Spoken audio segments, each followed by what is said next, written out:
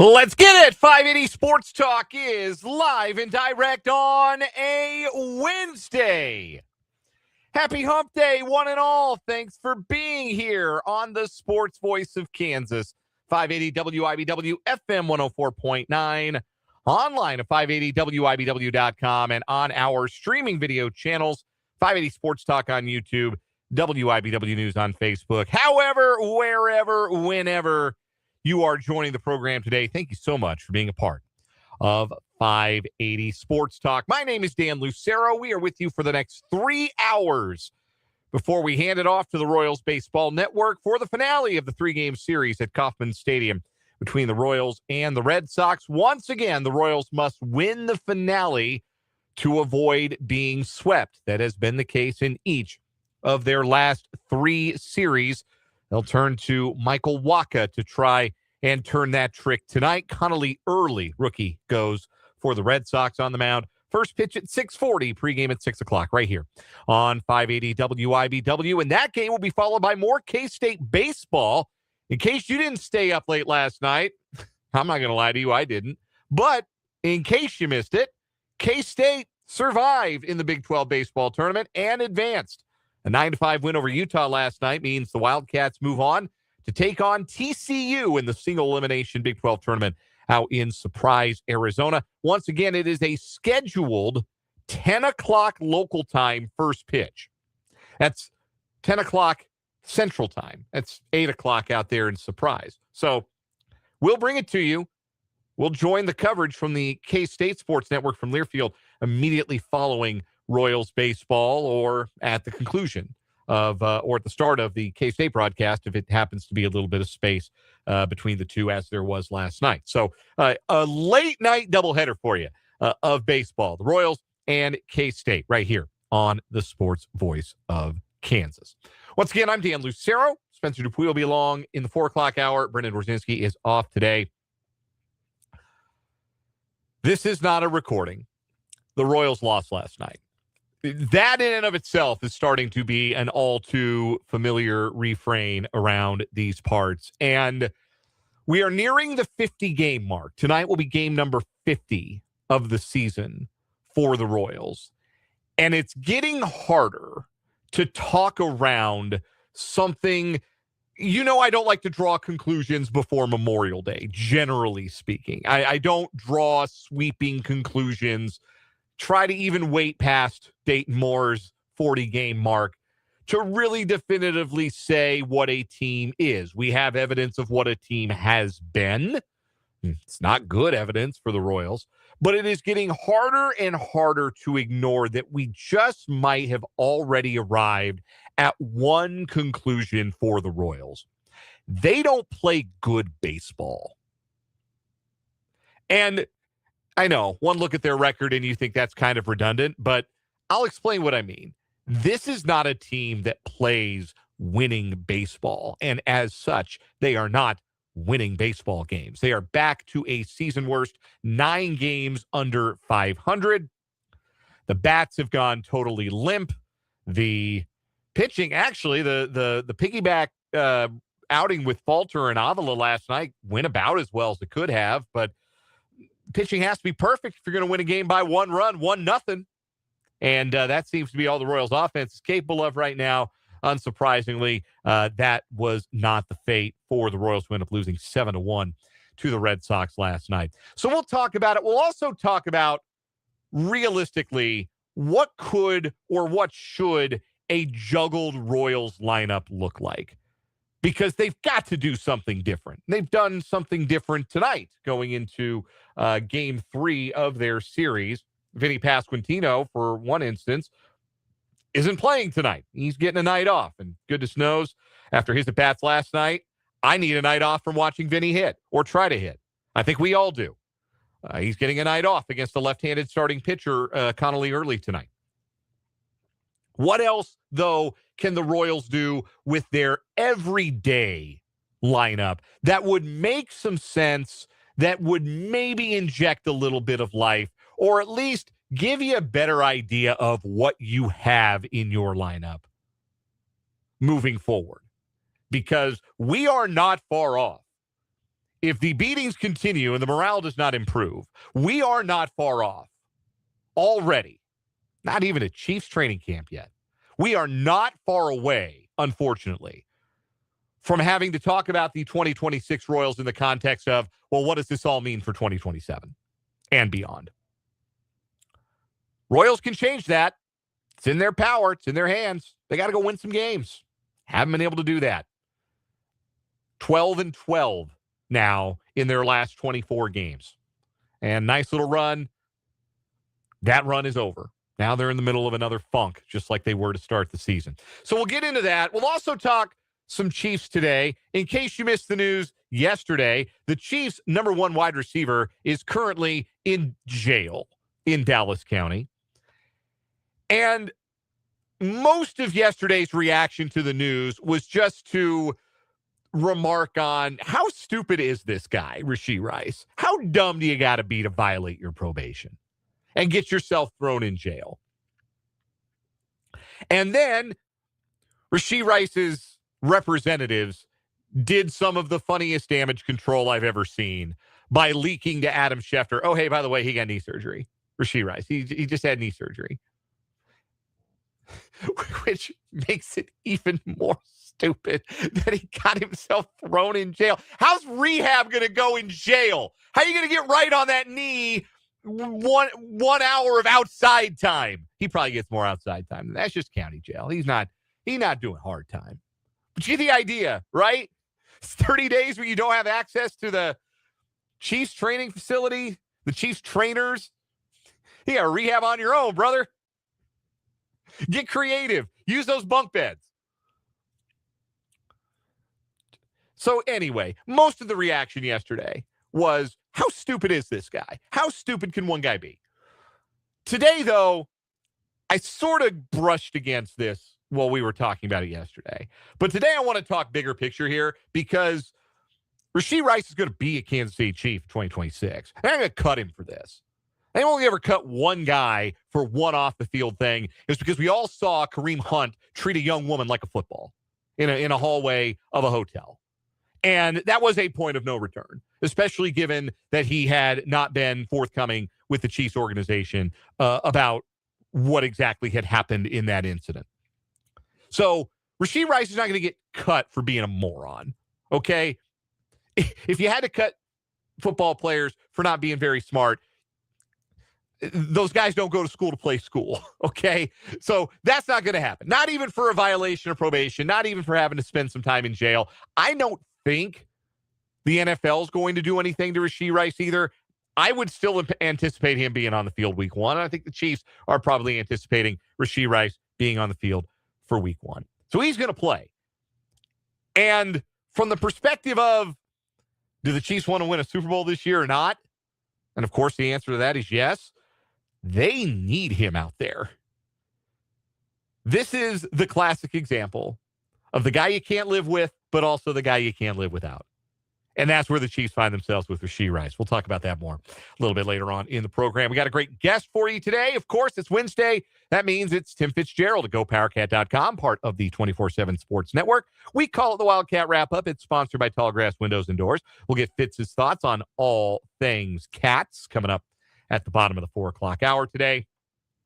Plus, we'll have our typical Wednesday shenanigans on the show. We got our 580 Sports Talk headlines, including a playoff roundup, wild NBA game last night, and the NHL's conference finals open tonight. We'll do another round of What Is Wrong With You. We got one got to go, all that and more here on 580 Sports Talk. And I want to hear from you. 785-272-9429 is the number. 785-272-9429. Can also interact in the live chat if you're watching on YouTube today. The name of the channel is 580 Sports Talk, and the subscriber number keeps growing. We are now, at last check, 25 subscribers shy of 1,000. We're getting closer and closer every day, folks, to that 1,000 subscriber mark.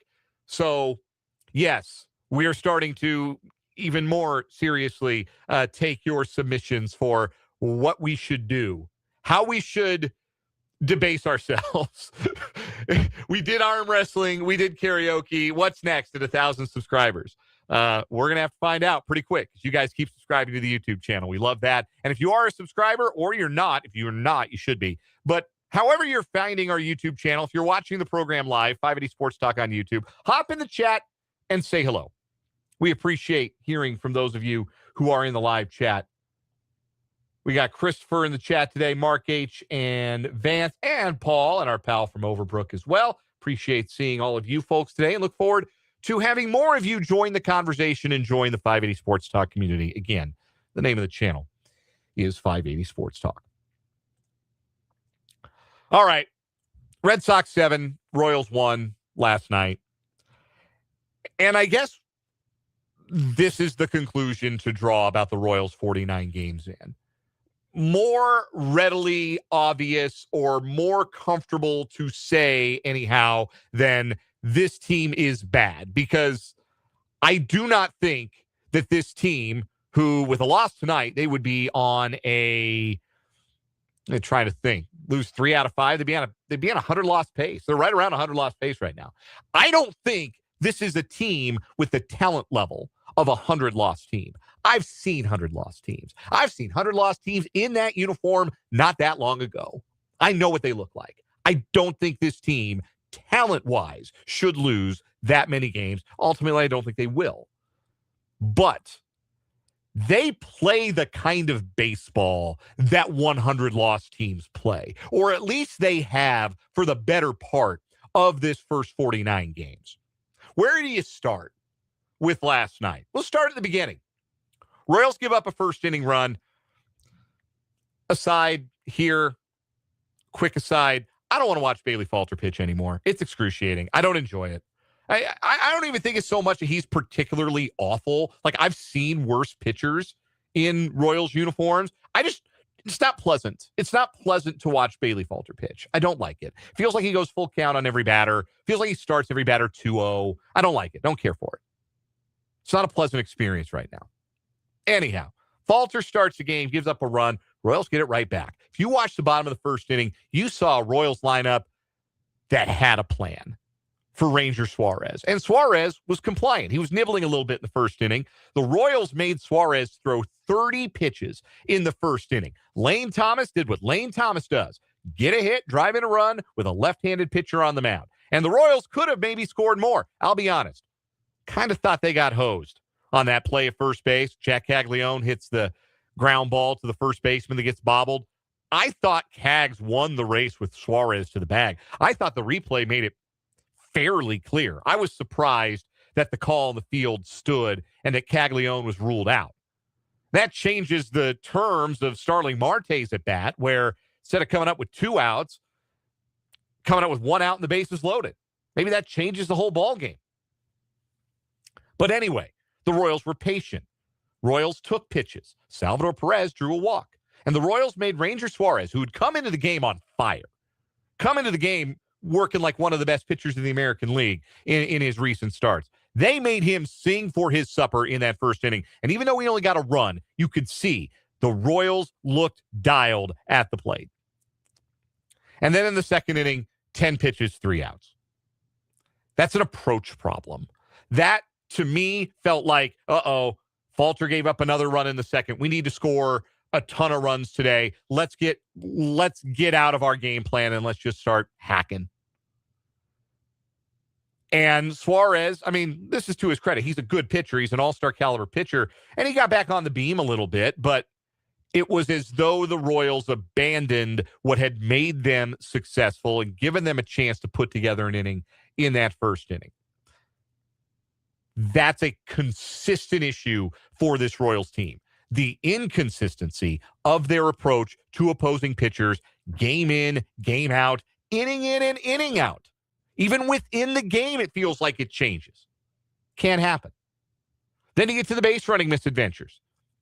Michael Garcia gets himself thrown out trying to take an extra base on a 1-out single, or nobody out single, excuse me. There wasn't anybody out. Carter Jensen led off with a double.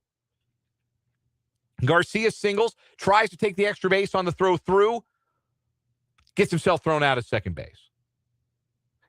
Royals are down a run at the time.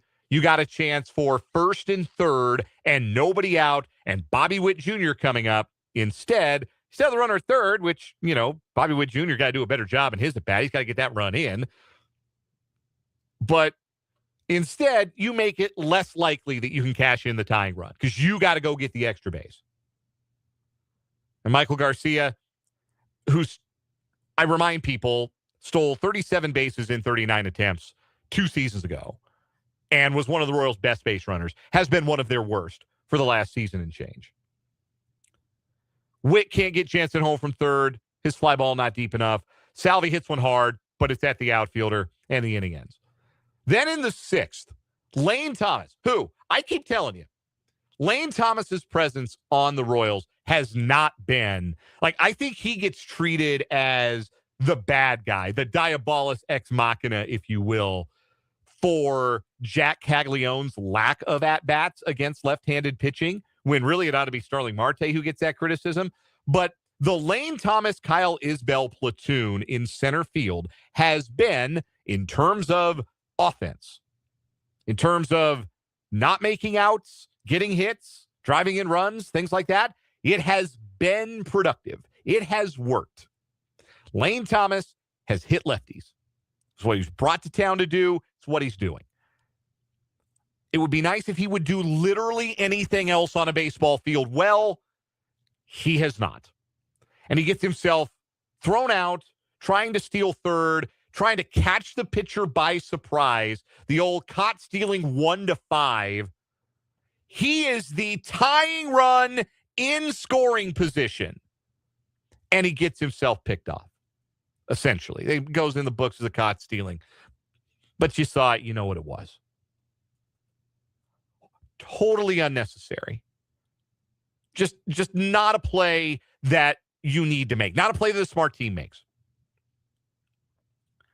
And Lane Thomas gets himself picked off, and the Royals don't score in that inning. They don't score again. They don't really seriously threaten again. Then the game gets out of hand in the 9th. Eli Morgan gives up 4 in the 9th inning after there were 2 out. Again, you want to talk about a problem the Royals have had all season long. Getting out of innings. Getting the third out of an inning. Morgan had already been bailed out by his defense. Jack Caglione with a great throw. Boy, the kid, I don't know that he's going to be Alex Gordon and reel off a bunch of Gold Gloves, but the word's already out in the American League. You don't run on Jack Caglione. Or at least it ought to be. Maybe the Red Sox don't have HD in their clubhouse or something. But the word is out, or getting out, that you don't run on Jack Caglione. And he made a great throw, cut a runner down. It 2 outs, first and third. All you got to do is get out Jaron Duran, who's been terrible all year. And instead, Duran got out. And then 3 straight hits followed after that. And then instead of going to the bottom of the 9th, you get the tying run on deck. As soon as the inning starts at 3-1, game's over. But just because you weren't going to score 6 in the 9th, that doesn't excuse the 3 pathetic at-bats that the bottom of that Royals order took in the 9th inning. That was gross. That was a white flag of a half inning from the Royals. And I understand. They weren't going to score 6 runs. Can't put 1 ball in play? That was pathetic. This team right now, this Royals team, just has a lot more ways that they lose games right now than they have that they win games. And I say that even knowing that, every Royals loss feels the same. Oh, they didn't hit with runners in scoring position. Oh, the middle relief gave up a run. Instead of a 1-run game, it's a 2-run game. Or instead of a 2-run game, it's a 3-run game. Middle relief couldn't hold their water. Oh, some games starting pitching doesn't go deep. Actually, again, thought that, broadly speaking, Falter and especially Avila did their job. 5 innings, 2 runs. I would have signed up for that when the game started. I would have signed up for 5 innings, a 2-run ball from the bullpen game to start. But the offense has just gone completely limp. That nice little stretch they had, that homestand against Baltimore and the Angels, both of whom stink, that road trip through Sacramento and Seattle, that was a winning road trip, a sweep of a Seattle team that hasn't been able to get right. And then that winning homestand against the Central that you felt like, boy, that could have been better, but it was still a winning homestand, right? All that work completely undone over the course of the last 8 days. Really over the last 9, if you want to go back to the home loss to Detroit on Sunday. And the Royals now find themselves back to a season high 9 games under 500 at 20-29. Only the Angels, the Astros, and I believe the Rockies in the National League are worse. Detroit and San Francisco just as bad. I wonder if they're talking about the Tigers the same way on Detroit and outlying area sports talk radio as we're talking about the Royals. An idle thought, but maybe I'll expand on that after we take our first time out here on 580 Sports Talk. But the Royals sit at 20-29, and they are on the brink, and I guarantee everybody in the clubhouse knows this. They are on the brink of having to make some difficult decisions about their future if they cannot dramatically improve their present. Has to happen now. It's in their hands. Ain't got nothing to do with anybody but themselves. But if it doesn't get better in a hurry, starting to get to that point in the year where it does get late early. We will take that time out. We'll come back. We'll hear from you on the text line, 785-272-9429, in the live chat on our YouTube channel, 580 Sports Talk. We've got Tim Fitzgerald coming up to talk Cats. We're going to talk about the Chiefs' Rashee Rice conundrum. We're going to do One Gotta Go. We're going to do What Is Wrong With You. We're going to have a funky good time on a hump day here on 580 Sports Talk.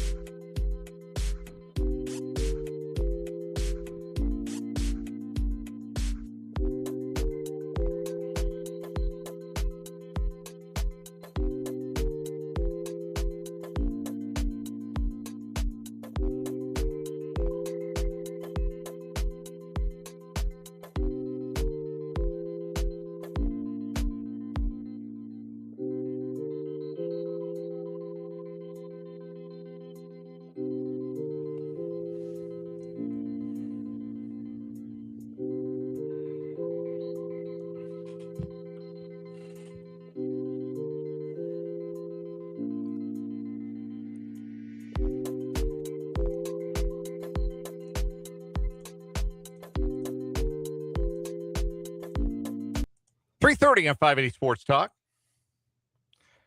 Dan Lucero hanging out with you. We're glad you're here on this wonderful Wednesday. Just looking for a bit of alliteration there.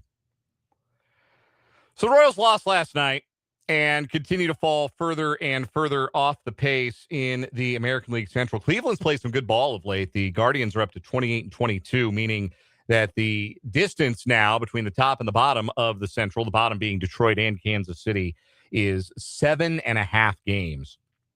Minnesota, 5.5 games back. Chicago hanging around, one of 4 AL teams over 500.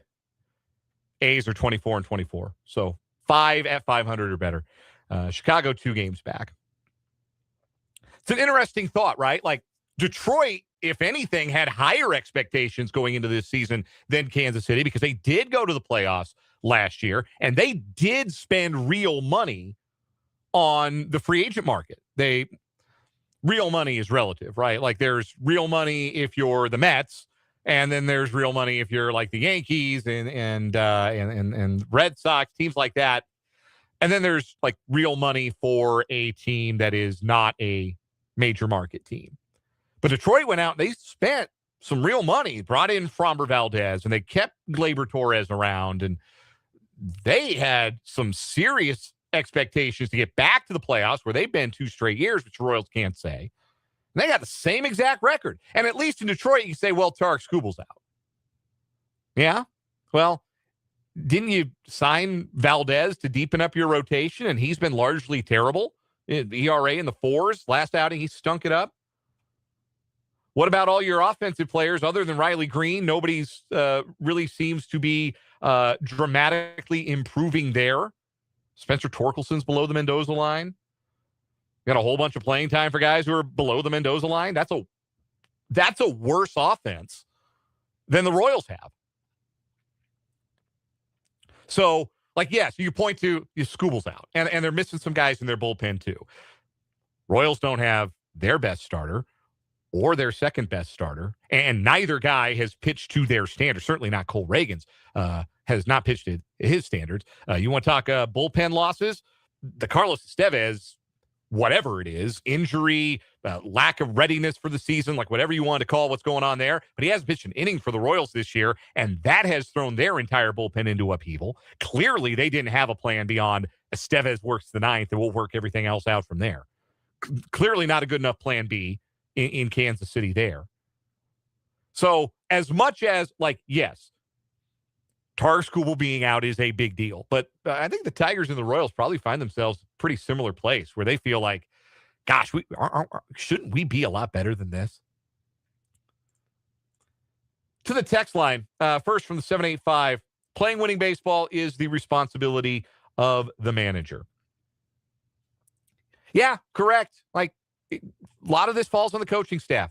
The lack of a consistent approach at the plate, it's on Alex Zumwalt and Marcus Timms and the other guy whose name I can't remember because he hasn't been around very long. He's the kid from Kansas City they hired from the Brewers. Struggling to come up with his name right now. But the hitting coaching staff, yes, they wear that part of it. The base running. Vance Wilson wears his share of that as the third base coach.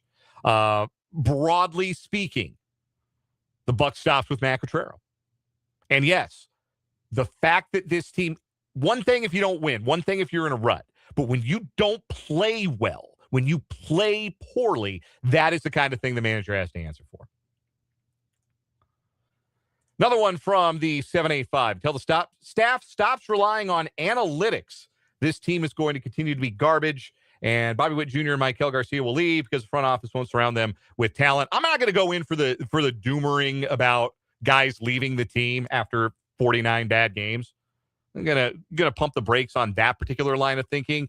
The idea about the staff relying on analytics, I think, first of all, there are 30 teams in Major League Baseball. Do you know how many of them are relying on analytics? 30. All 30. Every single one of them. And maybe it didn't used to be 30, but the Rockies actually do that stuff now. So it is. And before, they were the team that didn't. And you saw what they've been. You saw what they were last year. So every team in baseball relies on analytics. Broadly, as a broad catch-all term, every team in baseball relies on analytics. Do I think that the Royals have at times been over-reliant on the analytics? Sure. I think you could say that Quatraro's lineups have been too by the book and less about maybe feel at times.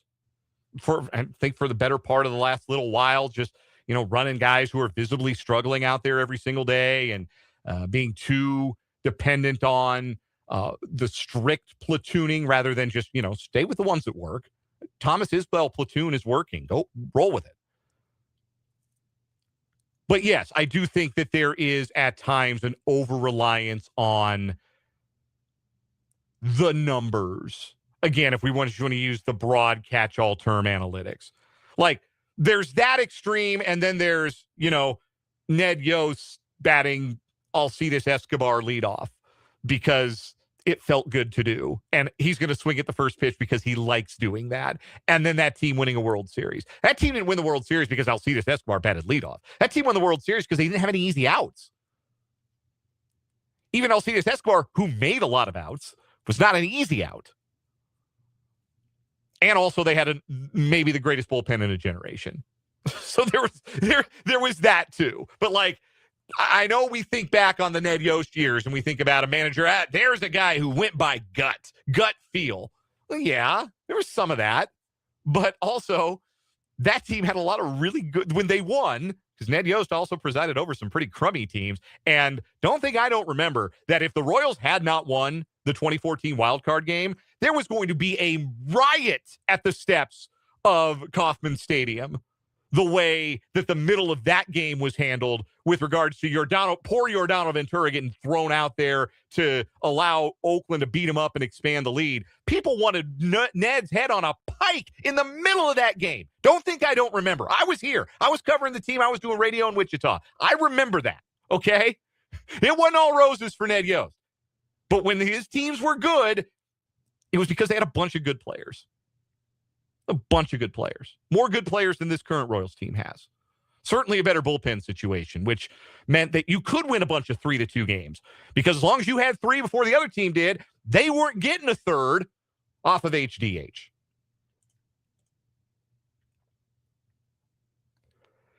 Get to some other thoughts.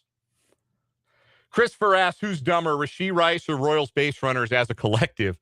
It feels like every night. It feels like there is a Royals base running gaff every single night, doesn't it? Like almost to the point where I wonder if they could get it sponsored on Royals TV.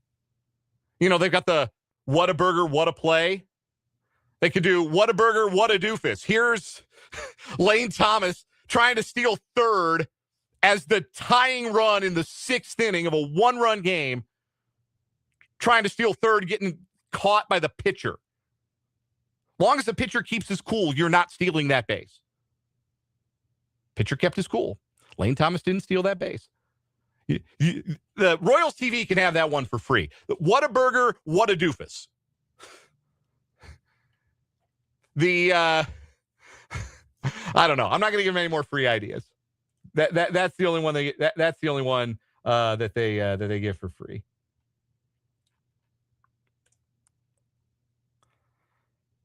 Text from the 785. Even the radio announcers spend more time talking about how good the opposing team is doing. Well, yeah. I mean, something I've always respected about the Royals TV and radio crews with the changing faces, changing analysts, with the exception of Rex Hudler, who I know is polarizing, but I'm pro-Rex, extremely pro-Rex. Not homers in such a way that they are blind to the fact that, hey, the other guys practice too and get paid millions of dollars. But yeah, Boston's played good defense. They've capitalized with 2 outs. They've pitched extremely well. Their bullpen's been great in this series. They do deserve credit. It's not all the Royals playing poorly, but too much of it is the Royals playing poorly.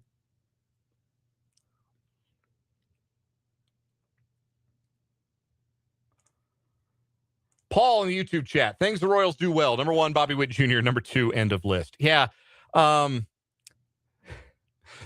2 years ago, when the Royals went to the playoffs, I had a saying, had a phrase, leaned on it all summer long as the Royals won 86 games, went to the division series, won that wild card series in Baltimore, went to the division series. The Royals had a formula. The Royals had an identity. They had a formula. The starter goes deep and the big dogs eat. They were getting 6 innings out of their starter, meaning they were less reliant on a bullpen that, y'all remember 2024, the bullpen was a real weakness until about August, when right after they traded for Lucas Erceg and they made some other moves, and They got some of the best work of like Sam Long's career, and Chris Bubich started working out of the bullpen and was awesome. And so the bullpen for the first 4 months of 2024 was a real weakness. So they had to get length from their starters, but that team did. And then when it came to the big dogs eating, Salvi had a very good year. Vinny drove in nearly 100 runs, would have had over 100 RBI if he hadn't broken his thumb at the end of August there. And Bobby Witt Jr. had maybe the greatest season an individual's ever had in Royals history. A season that he may eclipse this year. That was a formula, and that worked.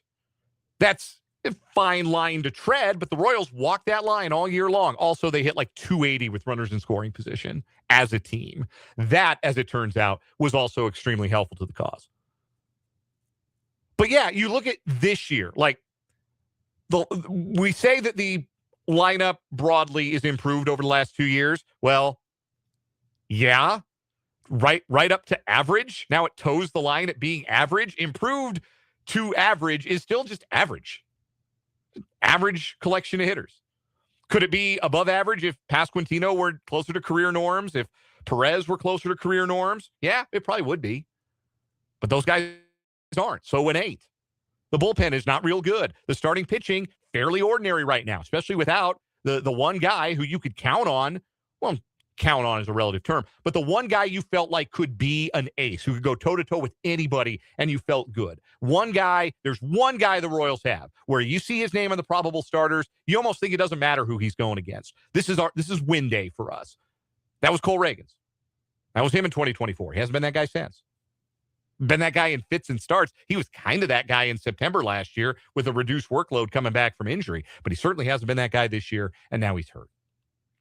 So yeah, like stars win games, dudes win games. Shout out Jerome Tang. Like that's true in every sport at every level. And this is a Royals team lacking dudes, and with only really one guy playing like one.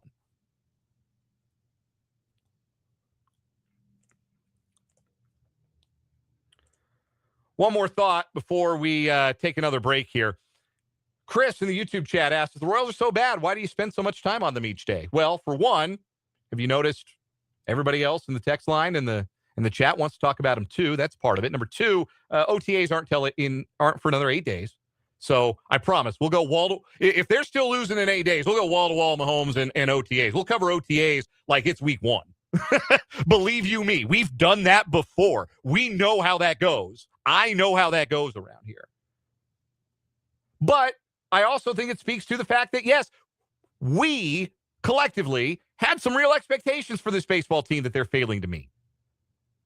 If we went into the year thinking they were going to be a 100-loss team and they were playing like a 100-loss team, this would be a pretty different sounding radio show right now.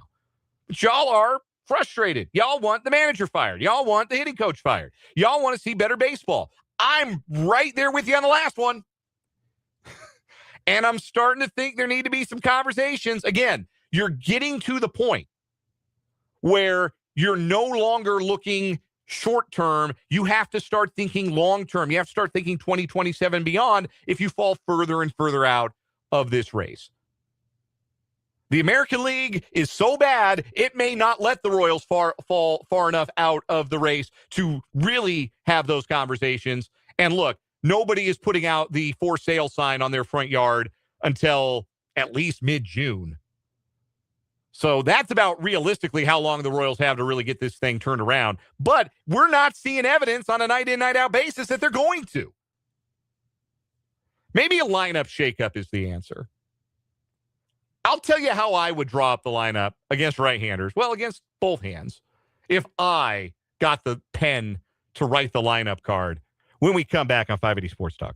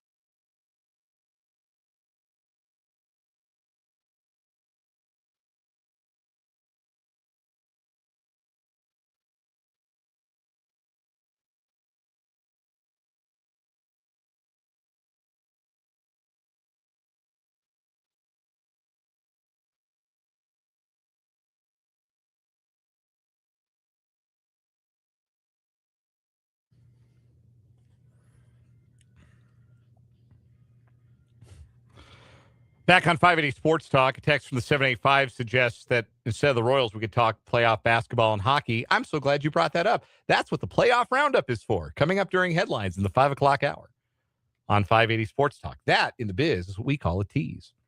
More from the YouTube chat as well. Christopher says, I've been waiting for Quatrero to pull a Jerome Tang and throw his players under the bus to get himself fired, but I doubt anybody would care. Number one, that is not Quatrero's style. Obviously, not really how Q gets down. If anything, I think he's not fiery enough maybe to pull the team out of this downward trend that they are currently in. But I do wonder about the state of that clubhouse. I thought the whole back and forth between Quatrero and Salvador Perez, where Sal wasn't happy to get a mental breather and posted about it on social media. Like, that is not the kind of thing you do if, like, you feel like you're, like, happy with your manager. Just don't really think that's how you go about it. If I got to manage the Royals, you don't want that, first of all. Trust me on this. You do not want me to be in charge of the Kansas City Royals. You'd much rather somebody with a little bit more experience pull the trigger. I think you have to move both Perez and Pasquantino down the order. I do think, to Salvador Perez's credit, he's about the only guy other than Witt the last 8 games, which have been so bad, the road trip and the first 2 games of this homestand. He's about the only guy who seems like he's taking good at bats. He had 2 home runs on the road trip. He had 2 walks last night. Like, if Salvador Perez is walking, that means he's seeing the ball. Usually good things happen when you can say that about a hitter. But I think you got to probably move both of those guys down in the order. I would like to see a middle of the order that involves Maikel Garcia. I'd like to move Maikel out of the leadoff spot. I want to see Lane Thomas in the leadoff spot against lefties and Isaac Collins in there against right-handers, because those two get on base. Those two know how to work a count. Those kind of hitters those two guys are. I don't want them to think they've got to be power hitters. When you put a guy cleanup in the order, that changes their mindset. That changes their approach. Lane Thomas is not a cleanup hitter. Lane Thomas wants to see pitches and get on base. And against lefties, he's really good at that. Let him be good at that and get on base for Bobby Witt Jr. and for Salvi or Garcia or whomever. Same with Isaac Collins, who incredibly is batting cleanup tonight, just to kind of underscore my point. I quit batting these Punch and Judy guys cleanup. That's not their role. You put Garcia cleanup, he hits the ball hard. I don't think you need to change Garcia's approach, even if he's not going to be like a 30-homer guy. He hits the ball hard. I'm looking for somebody who's going to hit the ball hard in the cleanup spot. I want to see Carter Jensen higher in the order. I want to see Jack Caglione higher in the order, even though he didn't have a great night last night. And when there's a righty on the mound, keep Kyle Isbell in the 9-hole. He's comfortable there. When there's a lefty on the mound, keep Collins in there, bat him 9th. Or Marte, who cares? Bat them 9th. But Cags and Jensen every day. We got to figure out if they can hit lefties. We've given Vinny Pasquantino nearly 500 career plate appearances. We're going to get there eventually with Cags and Jensen. Have to. Because, again, keep losing like this, and now the questions you're asking about this team are all sort of pointed towards what does it mean for 2027 and beyond. But get the guys who can get on base in a spot where they're on base. Get the best on base guys. Get the guys whose approach is conducive to batting leadoff in that leadoff spot. I think Garcia's got a middle of the order approach. Want to bat him 3rd? Fine. You don't have to do this lefty-righty dance, especially as many platoons as you have. You don't and the 3-batter rule exists. You don't have to play the lefty-righty dance that Quatrero does. You want to bat Garcia 3rd, Salvi 4, and then Cags, Jensen, Vinny, 3 straight lefties? Fine. You can do it. Then deploy your pinch hitters as necessary. If you get matched up against the lefty in the late innings. You want to fault analytics for anything going wrong with the Royals. You want to say that Quatrero's too wedded to any one thing. It definitely the lefty-righty dance. But yeah, today's lineup is already out. No Vinny Pasquantino. Cags is in there against the lefty. Lane Thomas isn't, which means Kyle Isbell's in center field. And yeah, Isaac Collins been in cleanup. Day after he gets an off day because he got 0 for 4 with 3 punchies the night before, he's in the cleanup spot. They picked that one out of a hat. One last break this hour. We'll come back, wrap up the 3 o'clock hour here on this Wednesday, 580 Sports Talk.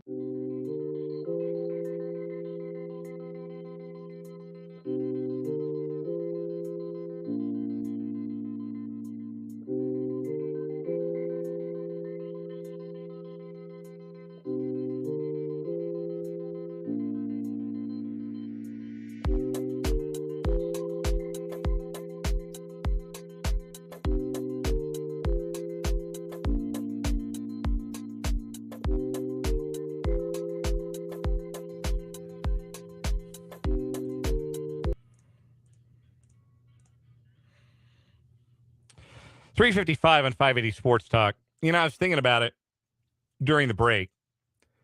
So I've been doing sports talk radio in Kansas off and on, but in the state of Kansas since 2013. And I don't think I've been around a Royals season quite like this one. Like, I suppose, I guess I wasn't really around for 2016. That's one of the years, 2015, 2016, I wasn't really around, wasn't really doing day-to-day sports talk for most of 2016. I got here in 2016. 2016, maybe a little bit of a letdown coming off the championship year to not, retake the Central, go back to the playoffs. 2017, keep everybody around for one last ride and finish short of the playoffs. That was a bit of a disappointment too. But it wasn't so immediately apparent, or it didn't get to the level that I think it has gotten to these first 49 games of 2026, where there is a roster full of guys who verifiably have been winners. This has been a winning team over the last 2 seasons. It's been a playoff team. This core has been a playoff core. And for them to come out of the gate like this, like, nobody's immune. Baseball's baseball. This has happened. There are a lot of teams in Major League Baseball who would love a do-over on their first 49, 50 games. You don't think Boston, even with 2 wins the last 2 nights, you don't think they don't want to do-over? You don't think the Mets want to do-over? You don't think the Tigers want to do-over? The Astros? A lot of teams that had some real, even a team like Seattle is only 4 games under 500, only 2 games back, but they'd love a do-over on their first 50 games. So the Royals are not alone here, but it's definitely different. It's a different feel because, the last 2 years, we went from no expectations for the Royals to all of a sudden they were in the playoffs to just missing last year And now this year, it's grim. It's grim. Thankfully, we're going to talk about a much more fun topic. Rashee Rice being in jail in the 4 o'clock hour. And we'll talk to Tim Fitzgerald to GoPowerCat.com and do What Is Wrong With You. That's all coming after the news on 580 WIBW.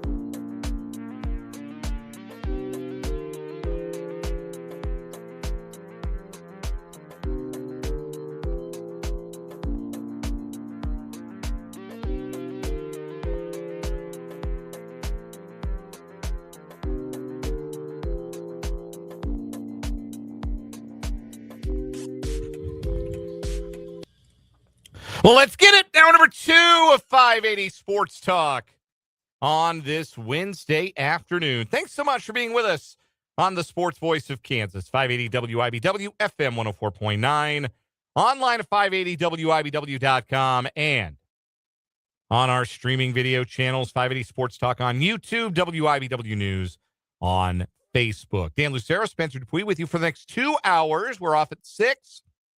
We got a baseball doubleheader for you coming up tonight here on the Sports Voice of Kansas. First, it's the Royals and the Red Sox. Royals trying to avoid a sweep at the hands of the Red Sox tonight. 6 o'clock pregame, 6:40 first pitch from Kauffman Stadium.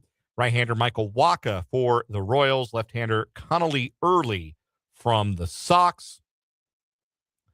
Then following Royals baseball, we've got more K-State baseball from the Big 12 tournament.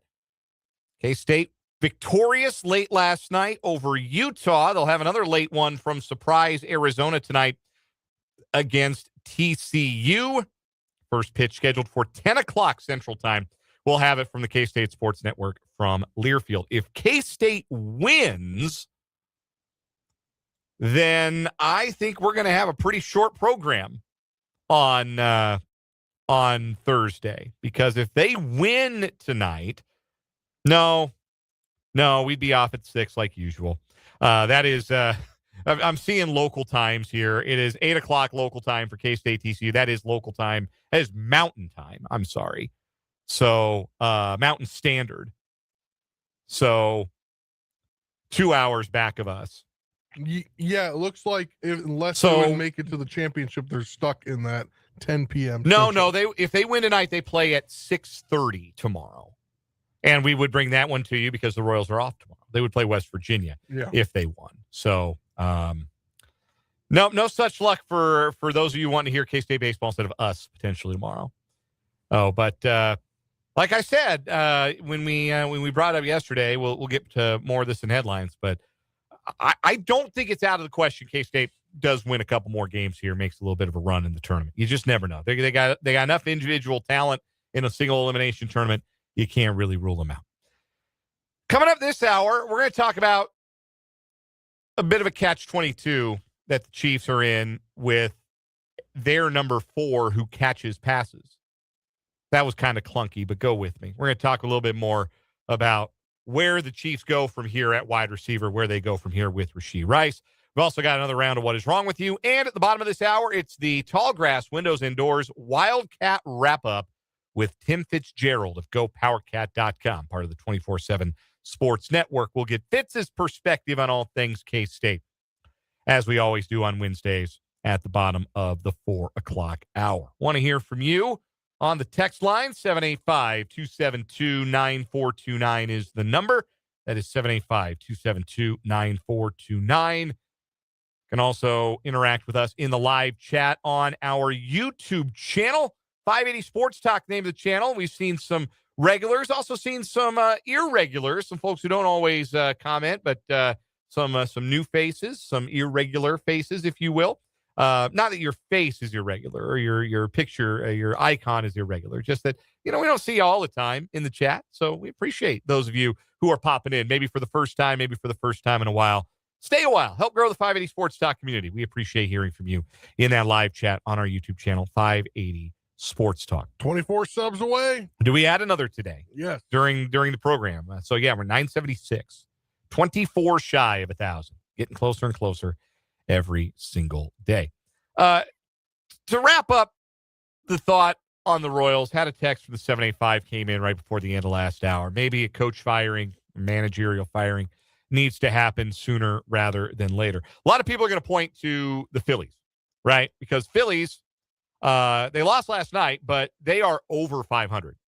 They were 9-19 when they fired Rob Thompson, who had taken them to a World Series and taken them to the playoffs. They were a 97-win team last year, and this year they started 9-19, and Rob Thompson got the gate, and they are 16-5 since then under Don Mattingly. Here's the thing about that. Like, you want to talk about a dead cat bounce. That's what the Phillies were experiencing. After they fired Rob Thompson, they got to play the Giants at home. The Giants stink. They got to play the Marlins. They stink. They got to play the A's. They stink. They got to play the Rockies. They stink. They got to play Boston. They stink. They got to play Pittsburgh. They're a 500 team. They kind of stink. And right now they're playing Cincinnati, who not half bad. But anyway, the Phillies had a chance to play a bunch of sorry teams in a row and kick sand in their face. And now they kind of look like you would have expected the Phillies to look record-wise. Maybe a bit of a disappointment given that they won 97 games last year. But is that the managerial firing working, or is that just a team getting to play some easier competition and fattening up? Or, option C, is that just like the opportune time to fire a manager when like you've got a chance for a dead cat bounce coming up? Like, the Royals got Seattle and New York, the Yankees on the rest of this homestand. Then they go on a road trip against Texas, who's sub 500, Cincinnati, and Minnesota, who's also sub 500. Then they get Texas and Houston at home after that. And they go to Washington, who's they're frisky. Fourth place in the National League. They're frisky. They're in fourth place. Both things can be true. Both things can be true. I have one opportunity to say this. James Wood had an inside the park home run faster. Inside the park grand slam last night. Faster than Bobby Wood Jr. did.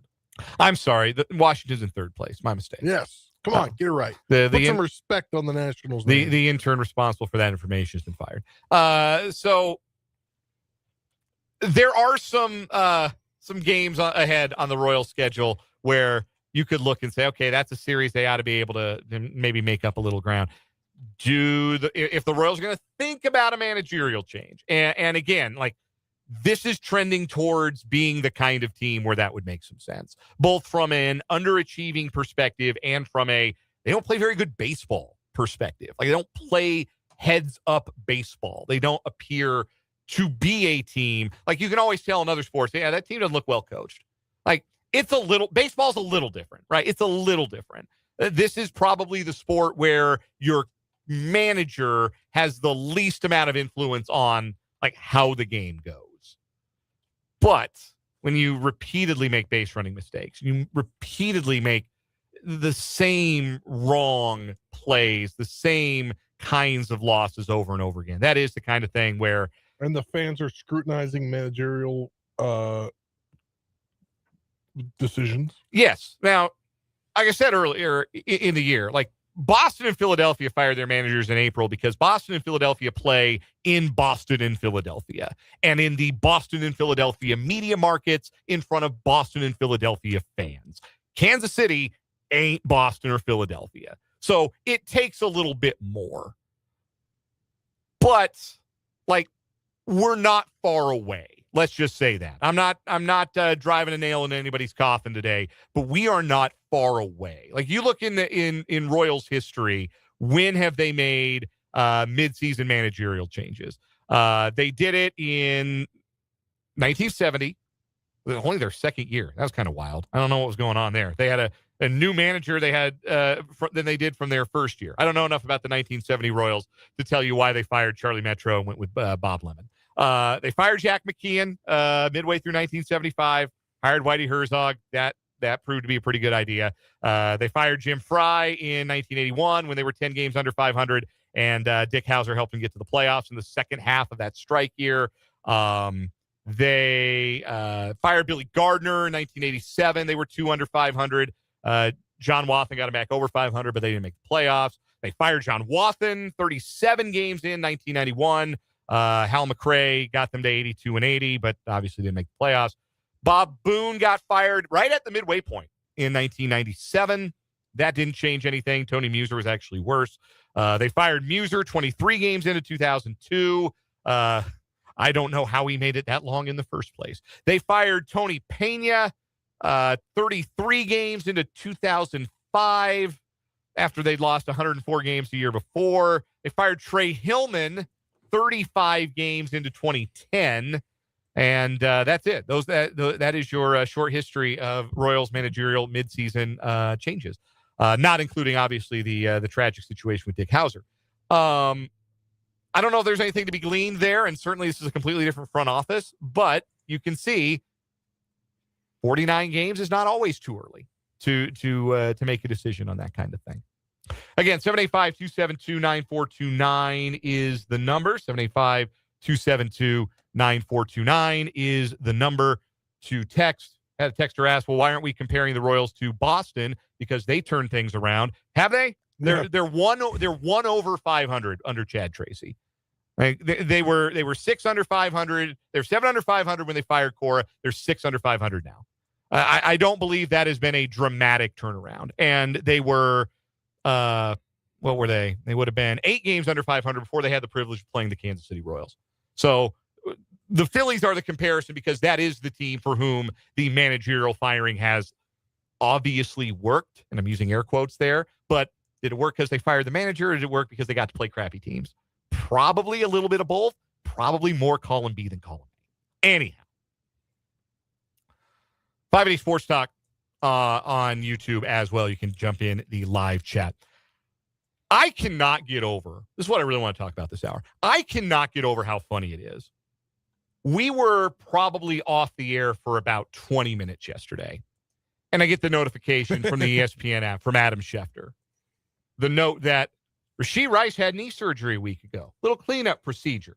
Get some, maybe it was like a Tarek Skubal thing. Get some loose bodies out of that knee that he had torn the ligaments in back in 2024. And Rashee Rice is going to be out of football activities for 2 months. Adam Schefter did not do a bunch of shoe leather reporting to get that story. Adam Schefter got fed that information. And who do you think fed that information, Adam Schefter? Rashee Rice's representation. And it's so funny to me because the conclusion that you are left to draw is actually not that big a deal that Rashee Rice is going to miss OTAs and mandatory minicamp because he would have missed it anyway because he's not able to participate because he's undergoing knee surgery. That's flip side.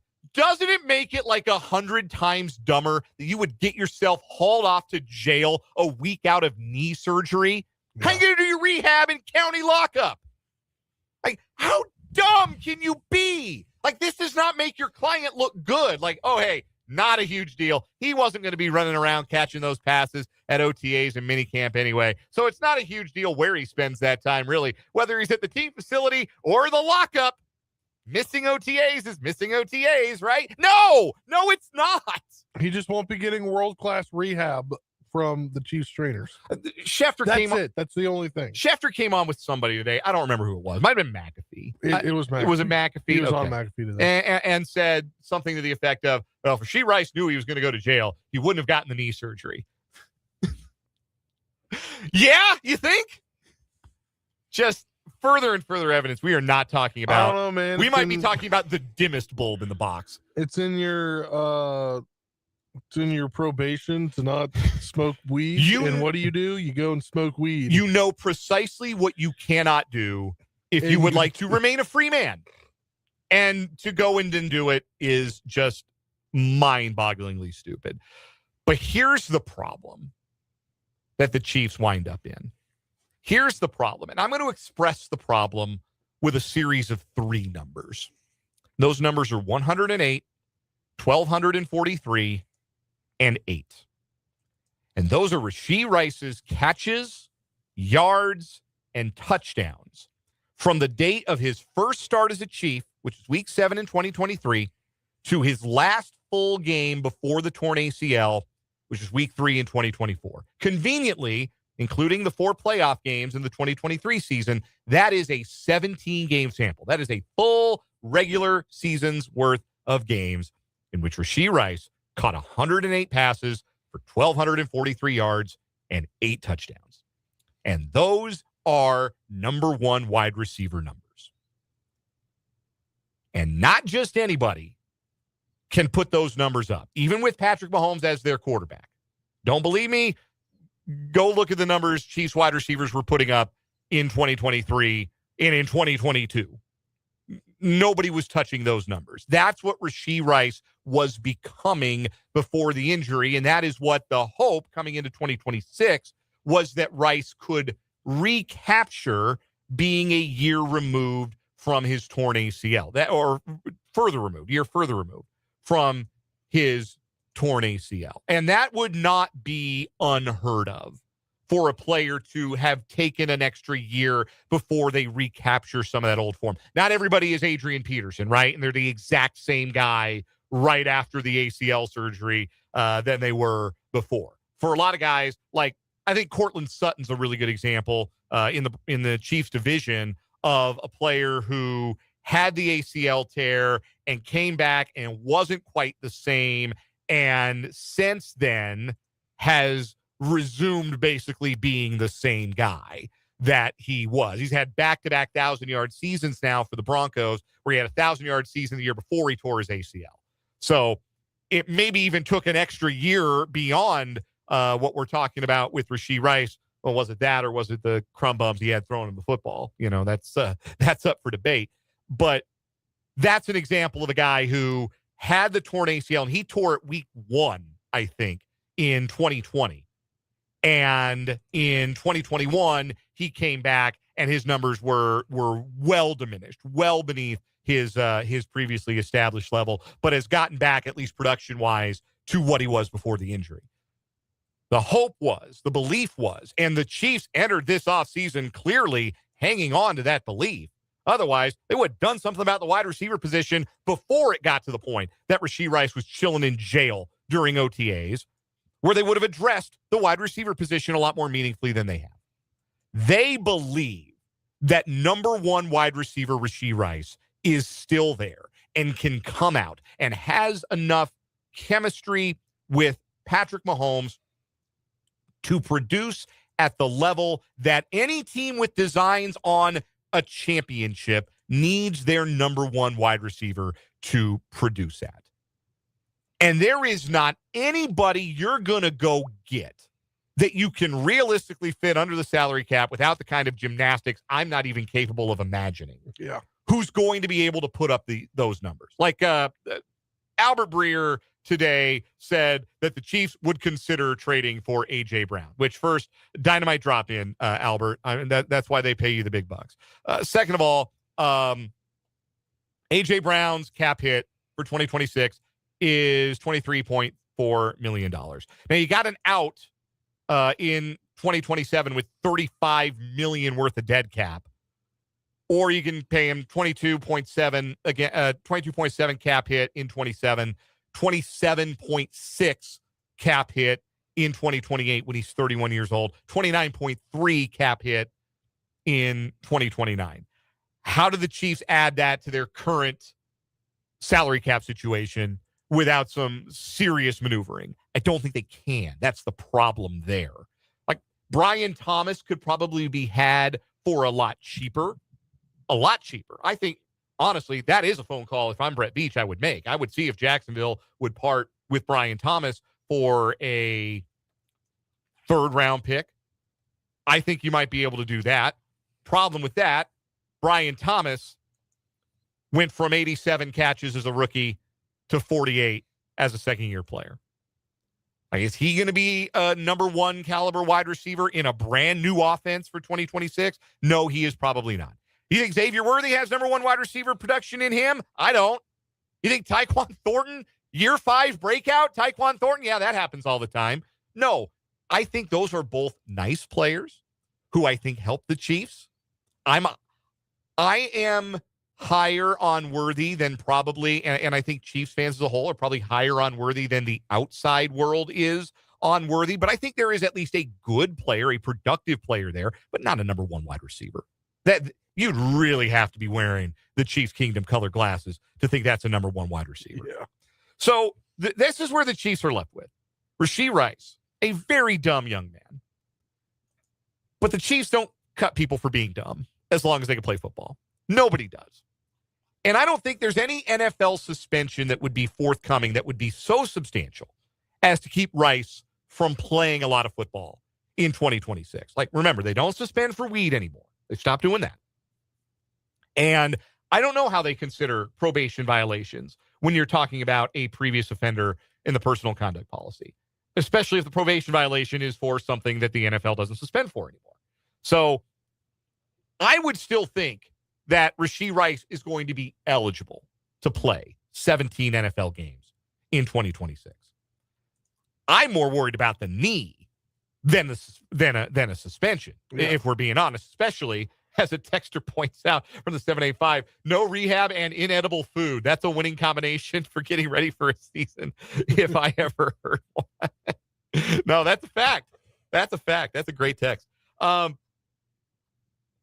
more concerned about that, how the knee bounces back, than I am about him like being ineligible to play football games. But as long as he's eligible, Chiefs need him. That's where they're at. They might be frustrated with this kid. They might be about done having him around. They might feel like they are absolutely not offering him a contract extension to remain a Chief beyond this season.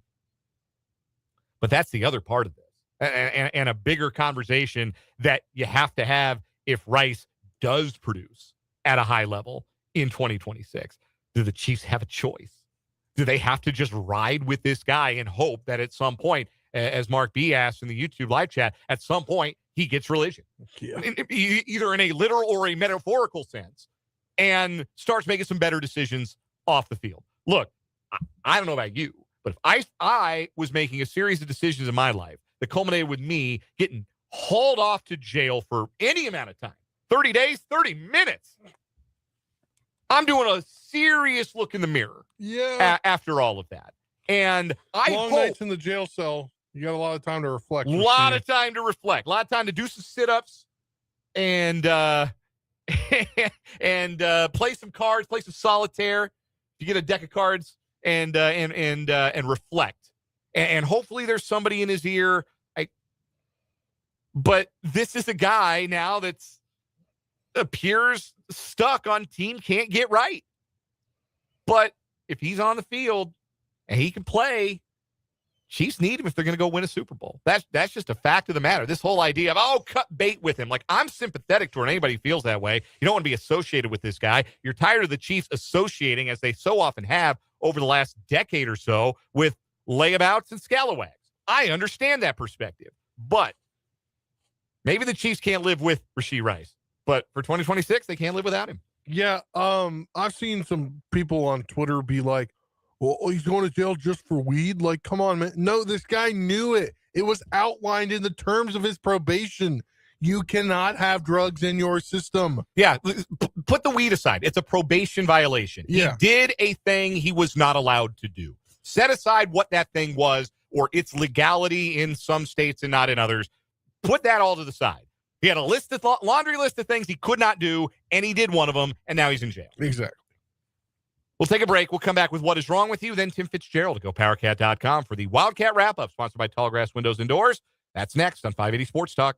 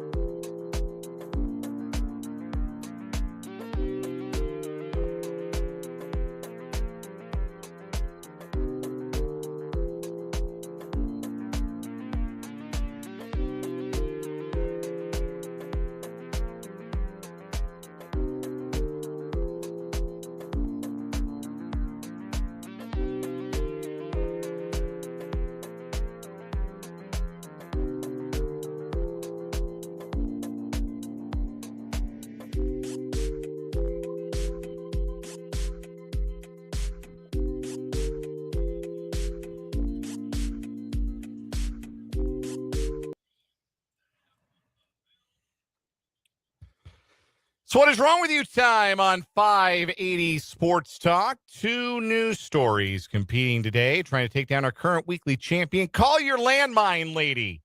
The 44-year-old Arizona woman who was sentenced to 14 and a half years in jail for conducting an enterprise. She was selling illegal drugs. Yeah, sure. Illegal firearms. We've heard about that. And landmines.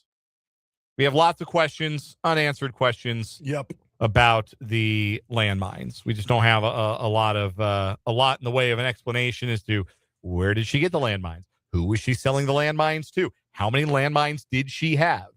Like, did they fall off the back of a truck? Was it one of those? Anyway, I'm sure that's what she told her clients. Yeah, these fell off the back of a truck right into my driveway, and they became my property. These bouncing Betty landmines. It ripped you straight in half. Like, yeah, man, don't ever let me run into a bouncing Betty landmine, I swear. All right, two news stories today. I'm going to go first. We're going to Harrison County, Indiana. That's southern Indiana, the tip, the sole. If you consider Indiana built, it's like a shoe. Harrison County is in the sole. It's at the south end of Indiana. It's near Louisville. And sometimes the first sentence is all you need to know.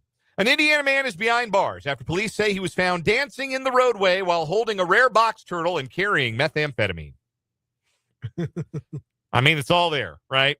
Indiana DNR officials announced Tuesday a man had been arrested in Harrison County after conservation officers found him dancing along a local street. Dancing is in quotes there, which is really funny to me.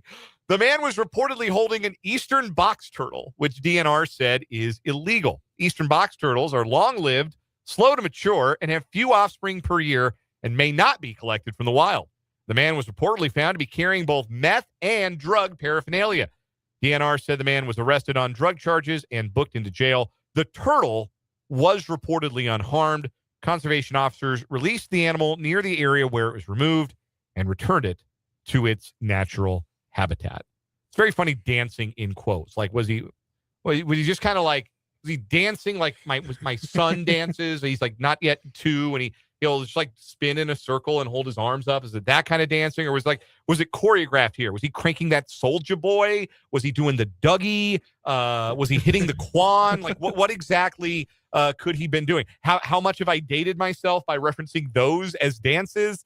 Probably an embarrassing amount, but I am happy to hear, as ever, when animals are involved, that the animal was unharmed. Your story today, Spencer. Yeah, police in Texas say a man is facing charges after he purposely drove his Tesla Cybertruck into a lake to try out its Wade mode feature. Wade mode is also what Ned Yost called it when it was the 8th inning in 2014. Or the 9th inning in 2015.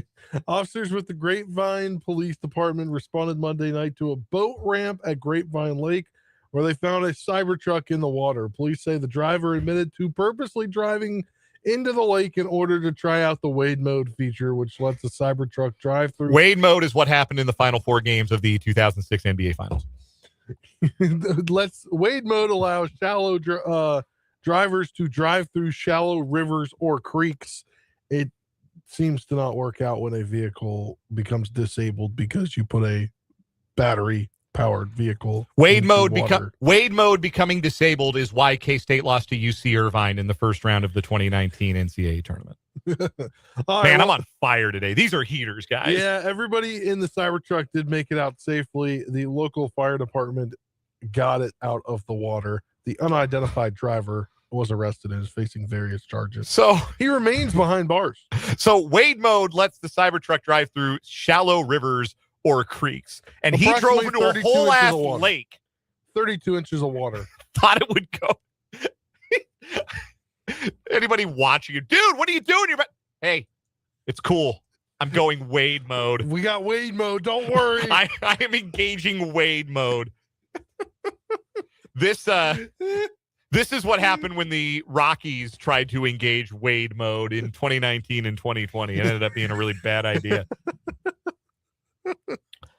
All right, I'm done. I'm done making Wade jokes. All right, both of these are really good. Yeah. I'm going to go with Wade mode, though. I'm going to go with Wade mode because, again, tie goes to sobriety. Yeah. Guy was high as a Georgia pine dancing with a box turtle, and I'm just glad the animal wasn't harmed. But yeah, we're gonna go Wade mode here. I wanted to try out Wade mode. I was curious about Wade mode. I almost drowned myself and maybe electrocuted myself. Like, that Cybertruck, that could have spontaneously combusted, man. Those things are not safe. They keep getting recalled. Yeah. He's just like, I'm going to check out Wade mode in a lake. I think that wins the week. I think that beats the landmine lady. I think Wade mode wins the week. Wade mode wins the week. Wade mode is a new winner for the week on What Is Wrong With You. Texter points out from the 785, you guys are working too hard. Rashee Rice has been a perfect What Is Wrong With You for the last 2 days. He's a What Is Wrong With You emeritus, I think, at this point. Yeah, I mean, his mom as well. Yes, his mother also won a month on What Is Wrong With You. So, like, yeah, we really could have. We could have passed the baton down to Rashee Rice. We really could have kept it in the family. We'll just consider him an emeritus What Is Wrong With You. Wade mode, though, is our new weekly champion on What Is Wrong With You. It moves on to tomorrow. Tim Fitzgerald, GoPowerCat.com, joins us after the break for the Tallgrass Windows and Doors Wildcat Wrap-Up.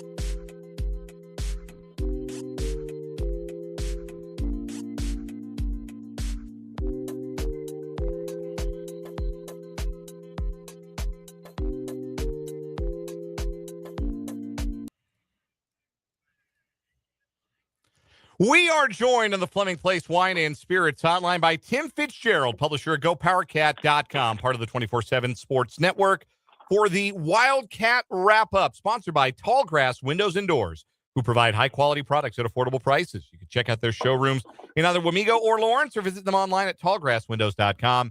Excellence without exception. That's Tallgrass Windows and Doors. Fitz, the TBT, the basketball tournament, it's coming to Bramlage Coliseum. And the K-State alumni team is going to include Michael Beasley. How exciting is this possibility to see Beasley and some other K-State greats take the floor at Bramlage Coliseum again? Well, I'm really fired up because I'll keep saying it for a long time, as long as I can, that Michael was the greatest college basketball player I've ever seen or covered in person. And honestly, it wasn't close. He was so dominant in the college level. It's just sad that life didn't work out the way any of us expected for him. And but I'm glad. I think he's trying to reconnect with the one place that he really felt at home, that he felt supported, and that's Manhattan, Kansas. So I'm glad he's coming back again. Let's try not to get picked up for weed this time, but we all understand who he is and what he's about. But I'm really excited though, Dan, about the new format of this tournament. I thought it'd grown stale. I thought there was too many teams and just not enough recognition of who they are. And having two different brackets of college-based teams and non-college-based teams, just kind of collection of players in the other one, and matching up KU and K-State in a 3-game series because all the opening rounds now are 3 games. It's brilliant. It's brilliant. It's going to bring them a lot of attention, and I loved watching Frank Mason play, so I'm excited about that too. Why do you think that the TBT has generated the kind of connection that it has generated here in the state of Kansas with Kansas State, which you can speak most closely to, obviously, with its alumni teams relative to maybe the connection that the similar situation alumni teams haven't maybe quite made as much of a connection in some other places? That's an interesting point. I believe Wichita State's in it too, and there's only 8 alumni teams and 3 are in Kansas. So I thought that was really interesting and says something about where this state in the game of basketball is at. But I think we all, are nostalgic at sometimes, and nostalgia manifests itself in this case by having former players come in and play, and you get to see them play again. And but this new format change means there's not going to be some bracket. And in this case, there was a bracket in Wichita, which was kind of handy. But now you get to see them play right in your own neighborhood, and I think it's going to only increase this. But it was a cool concept. But I don't think any of us could have ever predicted it would have taken off at this level. But when you offer $1 million to a winning team, yeah, people are going to show up. Tim Fitzgerald, GoPowerCat.com, is our guest here on 580 Sports Talk. This is the Wildcat Wrap-Up presented by Tallgrass Windows and Doors. Fitz, the other K-State news, and this is how you can tell we're in mid-May here, that the other K-State news today is that there are some new LED lights coming to Bill Snyder Family Stadium this fall. A leadership gift from the Coster family making that possible. And so fans will get to see some integration of a new light system and light shows at Bill Snyder Family Stadium during home games. How much you've talked about the game day experience and some of those things, and maybe still being a little bit behind the times in some ways at Kansas State when it comes to that. Even a thing like lights, LED lights, how much does that enhance the game day experience? How much can that enhance the experience for Kansas State fans, Kansas State players, and the program, the football program as a whole? Well, first of all, I think this pretty much clarifies that K-State will have no home night games next year. That's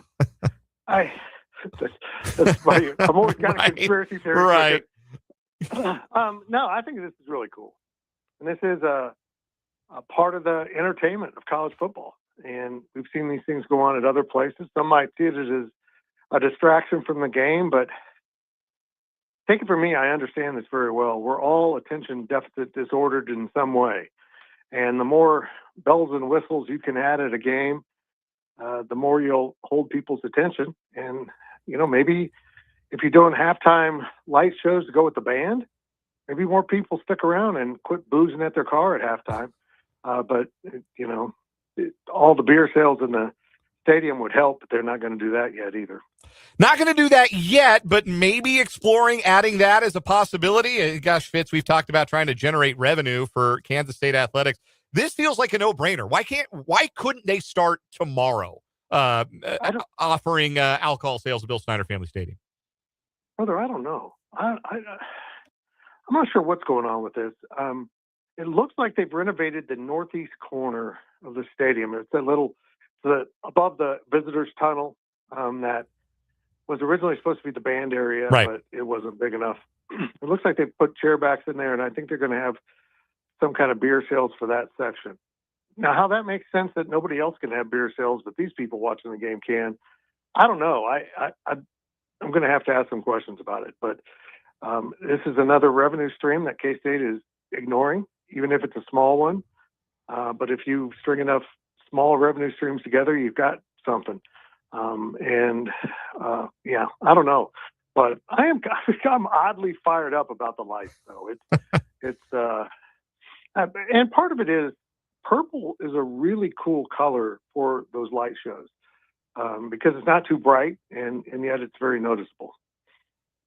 We're joined by Tim Fitzgerald of GoPowerCat.com here for the Wildcat Wrap-Up, sponsored by Tallgrass Windows and Doors. Fitz, moving over to hoops. Earlier this week, the assistant coaches met with the media via Zoom. What if anything, did you get from them? It's kind of their first real time to talk to any of the assistants.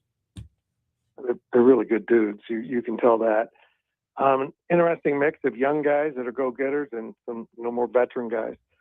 I think the staff is laser focused on developing players, and if they can do that with the players they brought in through the portal and their 2 freshmen and their 1 returner, they're going to catch a lot of attention because they didn't take the traditional route of throwing money around, and they didn't have the money to throw, but they didn't really feel like they needed it. They didn't want those problems. Now maybe the money will show up later, and in the middle of the development process, they'll realize, hey, we really need a power forward for this season, and go spend money on one. I don't know, but I think they're going to focus their future money on their roster and making sure the players they develop don't hit the portal and leave. Tim Fitzgerald joining us here on 580 Sports Talk. This is the Wildcat Wrap-Up presented by Tallgrass Windows and Doors. We do it every Wednesday at this time on the program. Fitz, it has been a disappointing season for Kansas State baseball. They remained alive in the Big 12 tournament. They'll play again tonight in a single elimination format. They got to win the whole thing to keep their season alive. There has been reporting that Pete Hughes will remain the head coach of the K-State baseball program. I think anybody who doesn't want that, at least for another year, is insane. I think that the level of talent that Pete Hughes has injected into the K-State baseball program has been noteworthy, and that's the kind of thing that's going to give K-State a chance to be competitive long-term, even though this year didn't go as planned. A lot of injuries had something to do with that. Pitching never quite came along. But I think you still have to consider, with the last 2 years having been tournament years, K-State baseball being on a pretty good track under Pete Hughes. Am I missing something? Because it sure seems like, and again, social media is not real life. You get the loudest, most amplified voices over there sometimes, including my own sometimes. But I just feel like it's a no-brainer to retain Hughes at least for one more season there in Manhattan. It's an interesting question because they have fallen a little bit short of expectations, but those expectations were built by Pete Hughes. I mean, he's kind of ramped up the talent. They've underperformed at key times. They've always had Achilles heel. This year was pitching. And you have to ask yourself, what's the role of baseball in K-State athletics? It's never going to be a revenue producer. Crowds show up because they're fun to watch, so they're selling tickets. I don't know that K-State baseball will ever be great. It can be good. And I think they realize that Pete's doing a good job with what he's got to work with. And bluntly put, being an Olympic sport that isn't expected to make a lot of money and doesn't cost you nearly as much for a coach's salary, why change? I mean, just why change? Now, if they fall off, yeah. But another part of it is Pete is extremely well liked and within the department. And if you've got a coach that is well liked, performing just under where you really would love it, and a coach that's a pain in the butt that's performing under, only one of those gets shown the doors. And if Pete's not stirring the pot, well, he's doing good enough to probably keep his job. I don't know what the future of baseball at Kansas State is, if there should be a future. But if you're going to stay the course with it, then Pete's probably your guy. That's an interesting comment, Fitz. I want to press on that a little bit. The idea that what the future of the non-revenue sports, Olympic sports, whatever you want to refer to them, do you see long-term, and I won't just put K-State under the microscope here, although obviously you're closest to that situation. Do you think that long-term we are going to be in a spot where Big 12 programs are going to have to downsize the Olympic sports? And how soon do you think you would get to that point at a school like Kansas State? Well, first, they can't downsize in numbers. They're at the minimum already. The minimum could be lowered by the NCAA. But I think a bigger picture would be the downsizing of budgets, just really kind of restricting. And I think there's got to be a movement at some point. The conferences work fine for football and basketball, and maybe a few other sports, but there's no reason to be sending tennis players and soccer players all over the country when those sports are defined differently. I mean, there's great soccer programs that are far from being, high-level football programs in major conferences. You can play regionally in separate regional conferences in those sports, and I think we need to really start looking at that and trying to cut down on those expenses of all that travel and everything that goes into that. Some of these sports are losing millions of dollars, not really losing, costing millions of dollars because you put so much into it and the ticket sales aren't there. And we've seen Iowa State drop sports. We've seen other places drop sports. And I think we're going to see a lot more of it in the future because if you can't raise more money, you better cut your expenses, and that can be sports. Tim Fitzgerald covers K-State athletics as the publisher of GoPowerCat.com, part of the 24/7 Sports Network, and he joins us every Wednesday for the Wildcat Wrap-Up, presented by Tallgrass Windows and Doors, who provide high-quality products at affordable prices. You can check out their showrooms in either Wamego or Lawrence, or visit them online at tallgrasswindows.com. Excellence without exception. That's Tallgrass Windows and Doors. Fitz, always a pleasure. We'll do it again next week. Thank you, boys. That is Tim Fitzgerald. We'll take a timeout, come back, wrap up this 4 o'clock hour, 580 Sports Talk after this.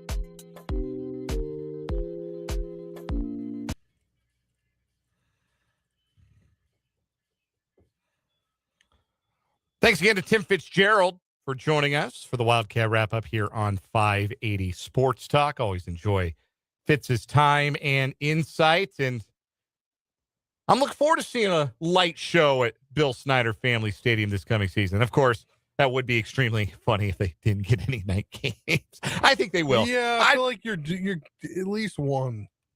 Yeah, you get at least one night game. And then, the late kicks, the 2:30 kicks by the time you get into November. You get a little dark by the time those games are wrapping up. Dark enough. Especially if they do a light show headed into the fourth quarter. Yeah, do something like that. That's a thing I know. Like the last time I was at a Marshall game, they did that. you don't really have the appreciation for what pregame and the game day atmosphere was under Bill Snyder. But when I tell you, like, the warm-up music didn't really evolve. Like, they were still warming up to, like, U2 and Right Said Fred, and not I'm Too Sexy either. There's another Right Said Fred song that they would play before the games. And it was very, like, imagining like an arms crossed Bill Snyder on the sideline watching his team go up like 3 touchdowns on Kansas while like purple strobe lights, LED lights flashed all around the stadium. Like, it's a very funny mental picture to have. Yeah. Things come a long way. I remember that I was at the first home game under Chris Kleiman, and I heard a Migos song, and I'm like, oh my God, we've entered the 21st century. I'm not listening to Where the Streets Have No Name anymore. This is much better for me as far as I was concerned. Maybe some older fans still differ, but hey, they still do. Proud of the house we built. There's still some things that'll never change. But let me be interested to see what that looks like at the Bill this coming fall. Coming up in the 5 o'clock hour today, we'll lead off, of course, with our 580 Sports Talk headlines and a playoff roundup. We'll also have a round of one gotta go. We'll look ahead to tonight's Game 3 between the Royals and the Red Sox. Royals need to avoid a sweep and keep that downward spiral from continuing on. That's all coming up on 580 Sports Talk.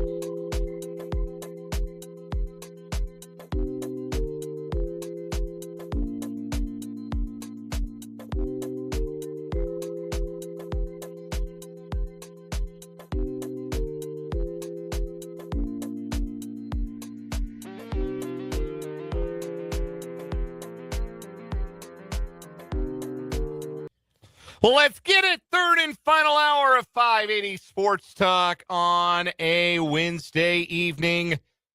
Dan Lucero, Spencer Dupuis with you here on the Sports Voice of Kansas, 580 WIBW, FM 104.9, online at 580WIBW.com, and on our streaming video channels, 580 Sports Talk on YouTube, WIBW News on Facebook. With you until 6 o'clock. We'll pass the baton to the Royals Baseball Network. Pregame coverage of the finale of a three-game set between the Royals and the Red Sox at the K. Red Sox have taken the first two and held the Royals to 2 total runs over the first 2 games. Royals try to bust out tonight against Boston rookie left-hander Connolly Early. Right-hander Michael Wacha, the wily vet on the hill for Kansas City. 6:40 first pitch, 6 o'clock pregame here on 580 WIBW. And then following that, we've got Big 12 tournament baseball action for you. K-State survived and advanced last night, so we've got their game coming up tonight at 10 o'clock against TCU. Pregame at 9:30, or we'll join it in progress after the Royals are over with, whichever one comes first, second. How's that work? I don't know, but hopefully the Royals get Connerly early.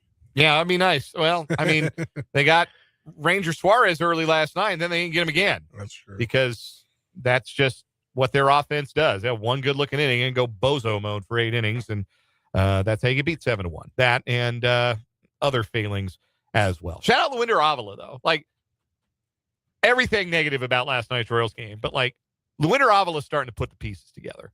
Like, if you want one thing to be pleased about, I think that's the youngest guy on the pitching staff. Pretty certain that it is. 24 years old, turns 25 in August. And since he's come back from the minor leagues, he had that initial stint where he got called up. He had to have that emergency start against Milwaukee. Since he's come up, he's worked now 4 straight scoreless outings, including last night where he had 3 innings of 1-run ball with 3 strikeouts and just 1 walk. So 4 outings in a row that tally up to 7 1/3 innings of 2-hit ball with 8 strikeouts to 4 walks. Like, it's been good stuff. Good stuff. Last 4 outings in particular from Luinder Avila. Like, it's there. You can see it. He's got to be a little bit more pitch efficient, got to be in the strike zone a little bit more often early in counts.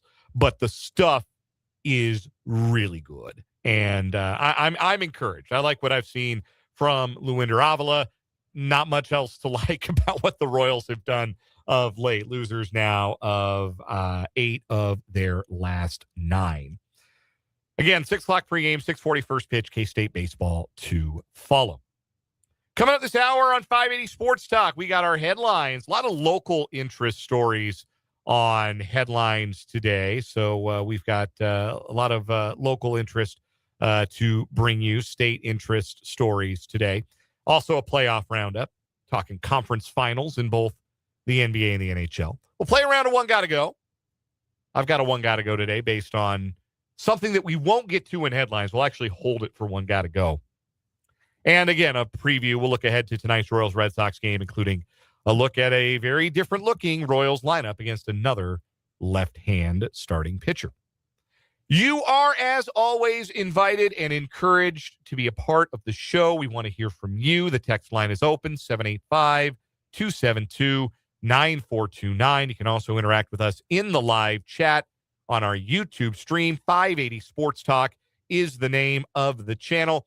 Talk about the show, what we're talking about. Talk amongst yourselves. Grow the community. That's what it's all about. It's all about community in there. We had Ryan in the chat, first time in a while. Ryan had been away from the chat. He's a regular. He came back in today. Everybody's happy to see him because that's kind of how it gets down. It's like our little sports bar that goes along with 580 Sports Talk. And if only we could crack one open.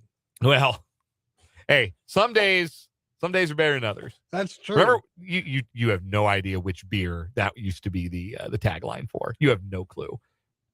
I don't even think they advertise. Well, they do. They advertise a lot, actually, but only like one specific. Like, I don't know if you can even get like a Michelob anywhere. I think you just get an Ultra, everywhere. I don't think they make Michelob itself. Like anymore. I could go. Like I remember finding a Michelob at an old Chicago in Kearney, Nebraska. This would have had to have been like 13, 14 years ago. And it felt like I'd found like a dodo bird in the wild or something. Like I found something that was extinct. Like but this was a long time ago. But yeah, the old Michelob jingle. Some days are better than others. A Redditor, Anheuser-Busch still brews Michelob, though the original standard lager is mostly discontinued and can be difficult to find.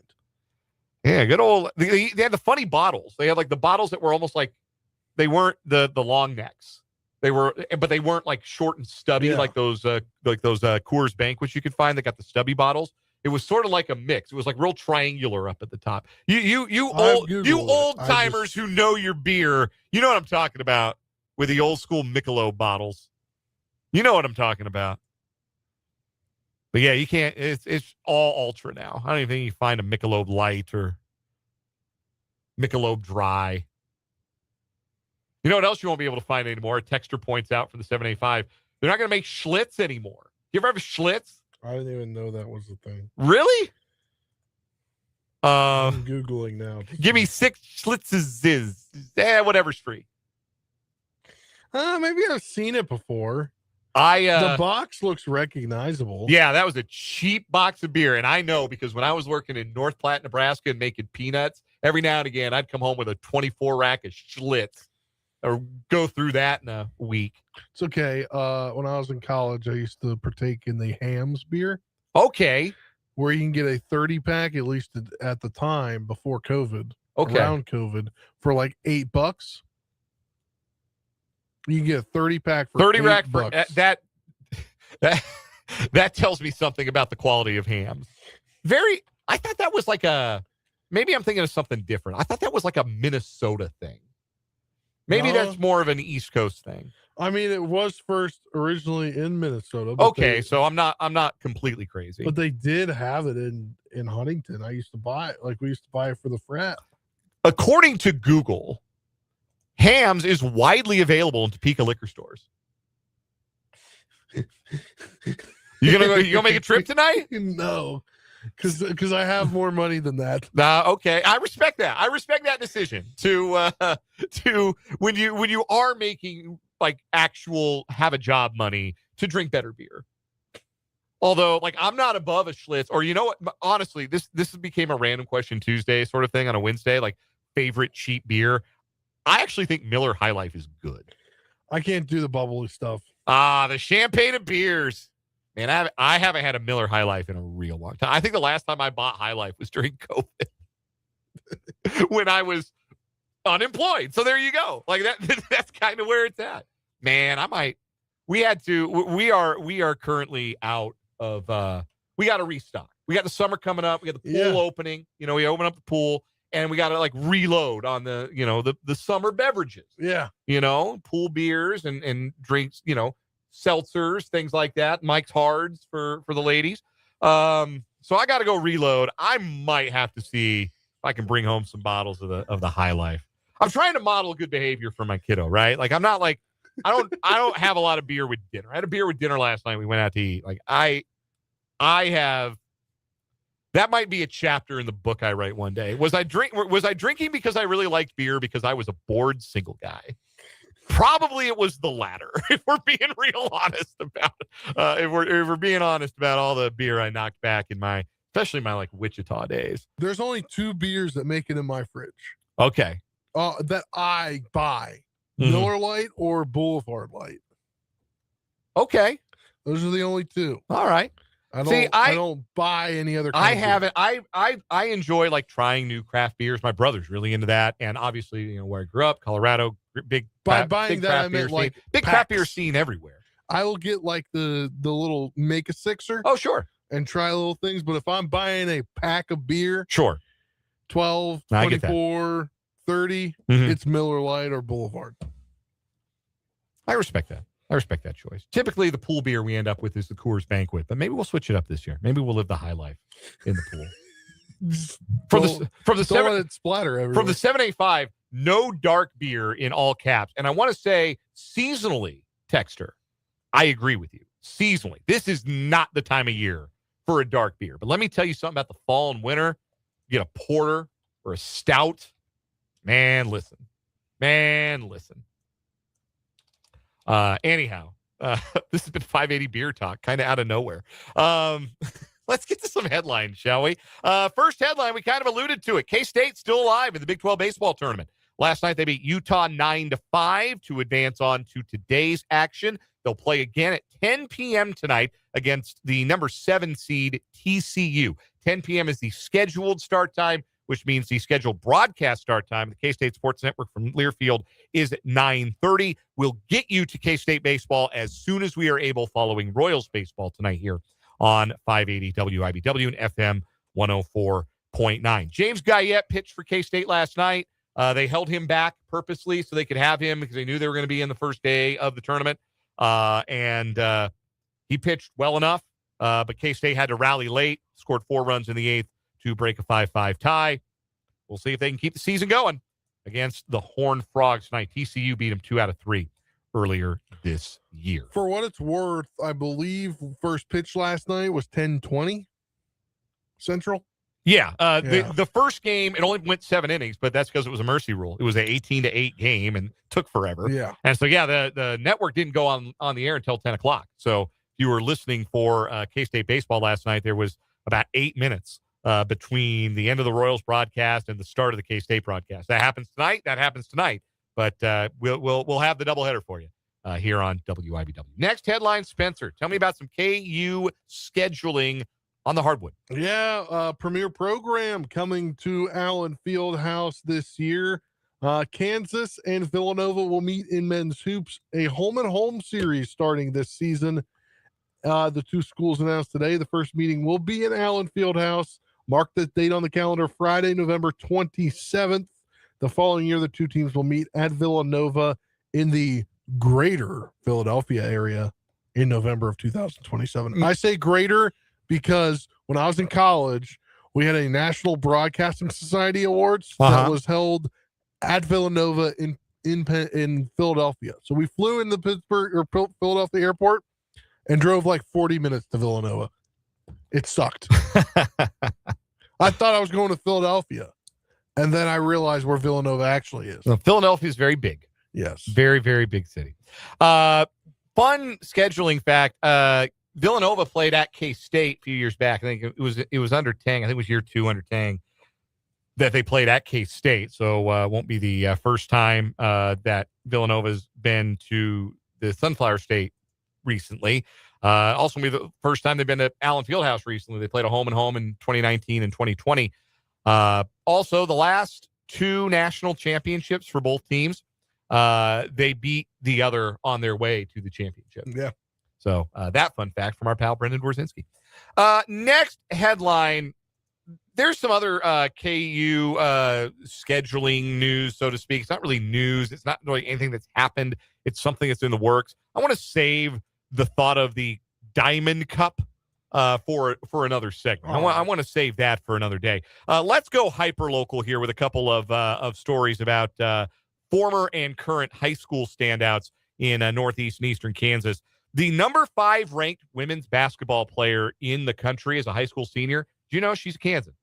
Did you know that the 5th ranked player in the country is a Kansan? That is Eve Long, the star from Olathe, and she has committed to Notre Dame. She plays at Olathe South, 6'3", does everything well on the court. She is the reigning Gatorade High School Basketball Player of the Year in the state of Kansas because she put up these completely ridiculous numbers as a junior. 33 points, 10 boards, 2.3 steals per game.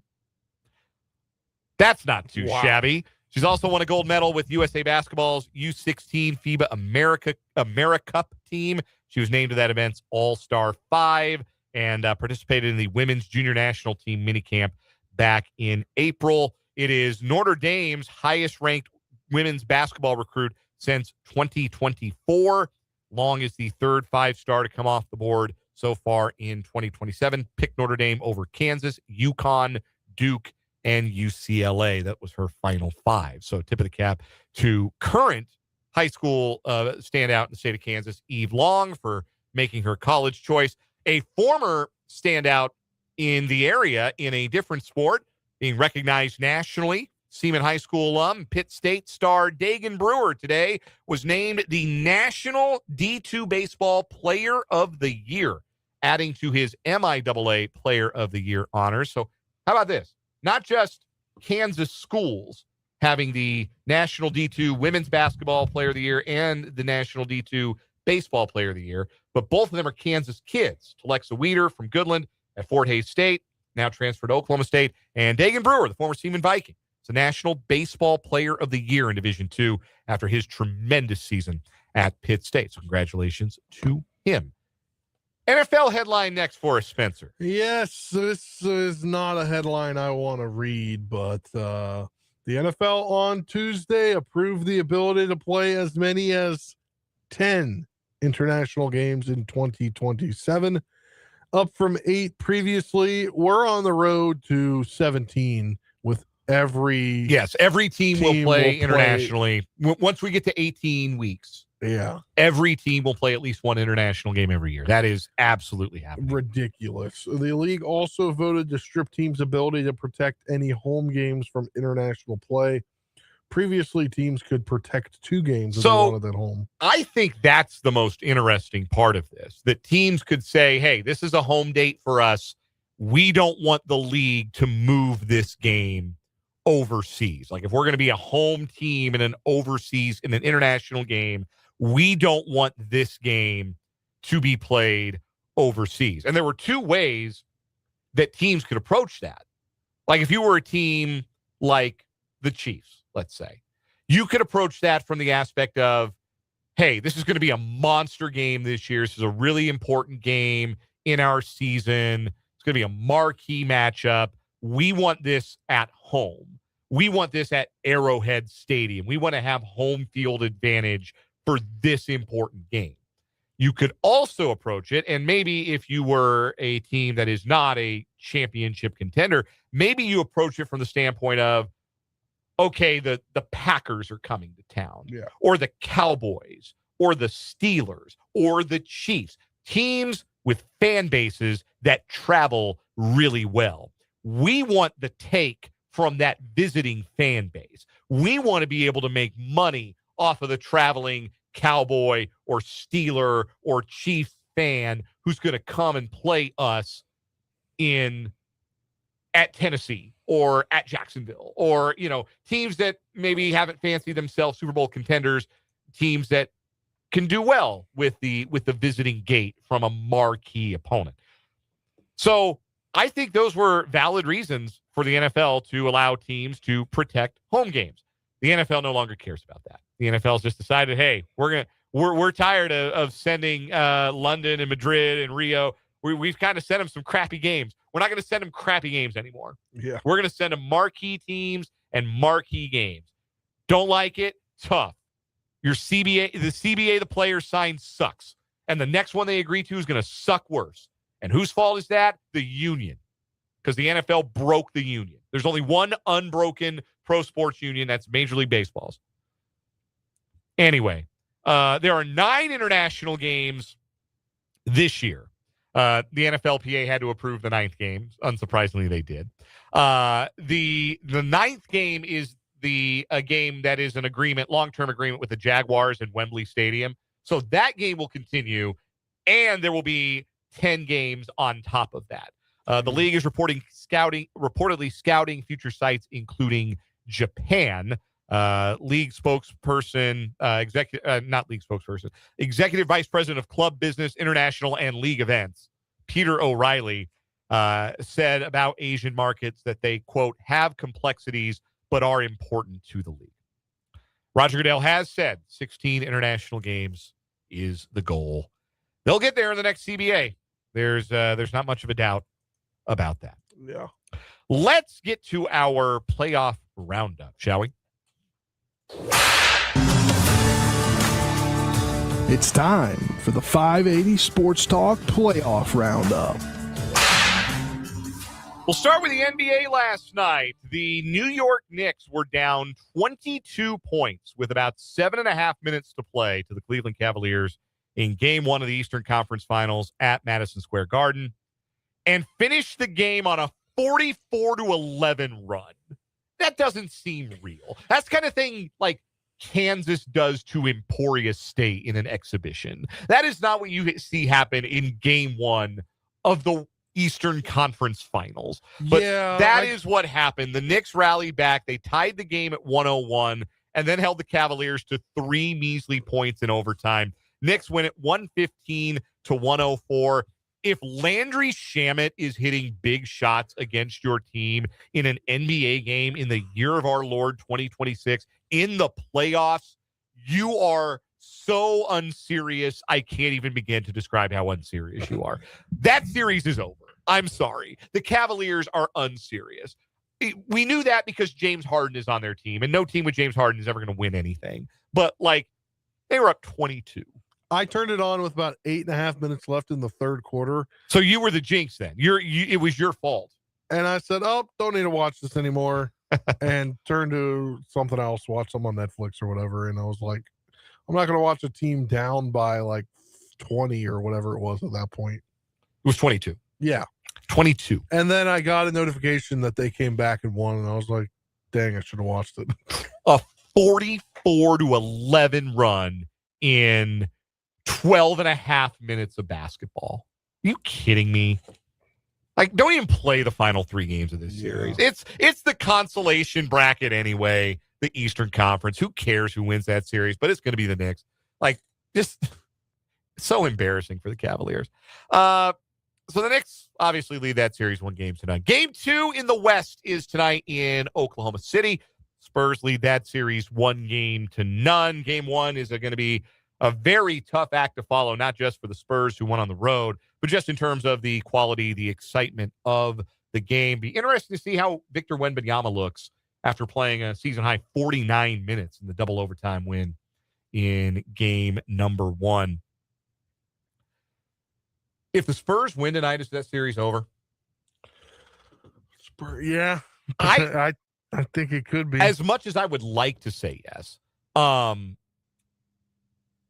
The thing about this series, and I think Oklahoma City is going to win tonight, and they might win by a lot. Because that's kind of what happens. That's what tends to happen in these series, in the NBA in particular, where if the road team goes and gets game 1, they're thinking, well, we did what we came out here to do. We had to get a game. We got a game.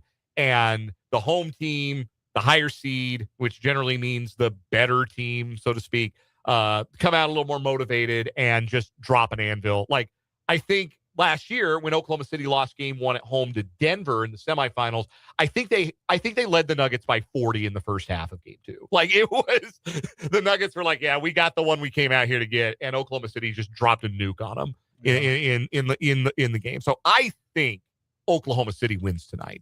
And I also don't think necessarily the series would be over, but I do think it is noteworthy that the Spurs have had the Thunder's number, and the Thunder might just not have an answer because there might not be an answer for what Victor Wembanyama is doing.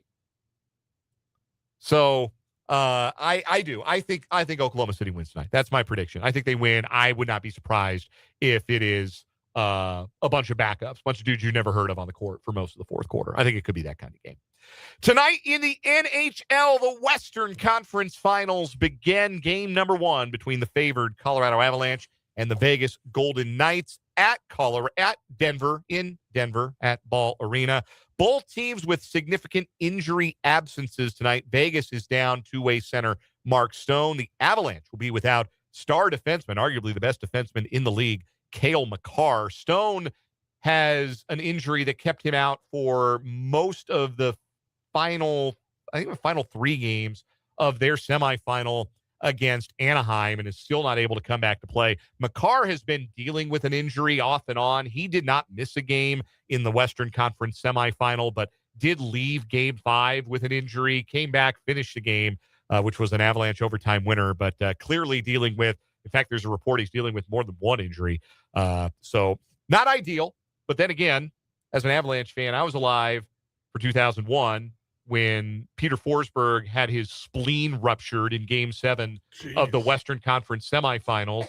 Didn't realize it until they were all having a team dinner after the game. Had to have the emergency surgery. Didn't play in the conference finals. Didn't play in the Stanley Cup finals. The Avalanche won the championship that year anyway, so I know it can be done.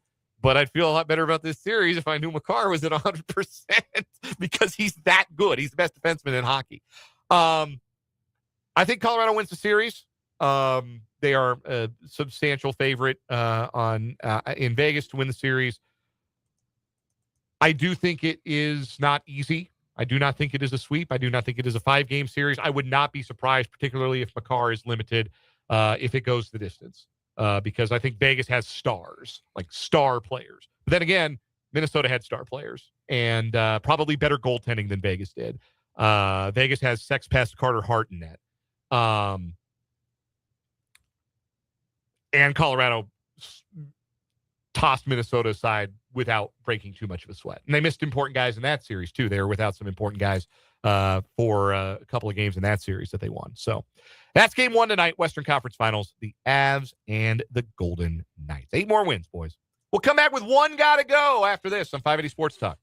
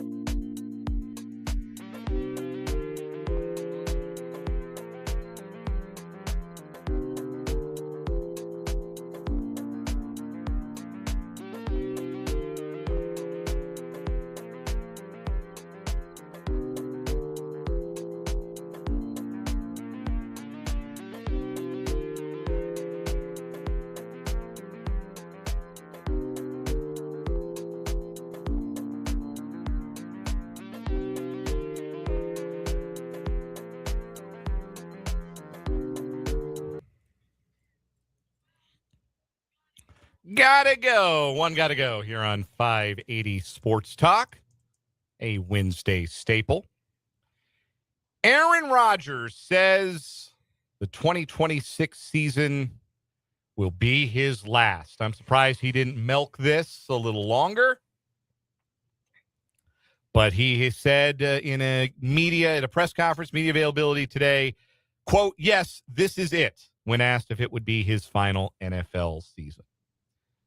Quarterbacks of his vintage, subtracting Brady and Mahomes, because Brady is the recognized GOAT, and we're not capable of really being objective about Patrick Mahomes around here. I think we can all acknowledge that. Quarterbacks of the era, one's got to go.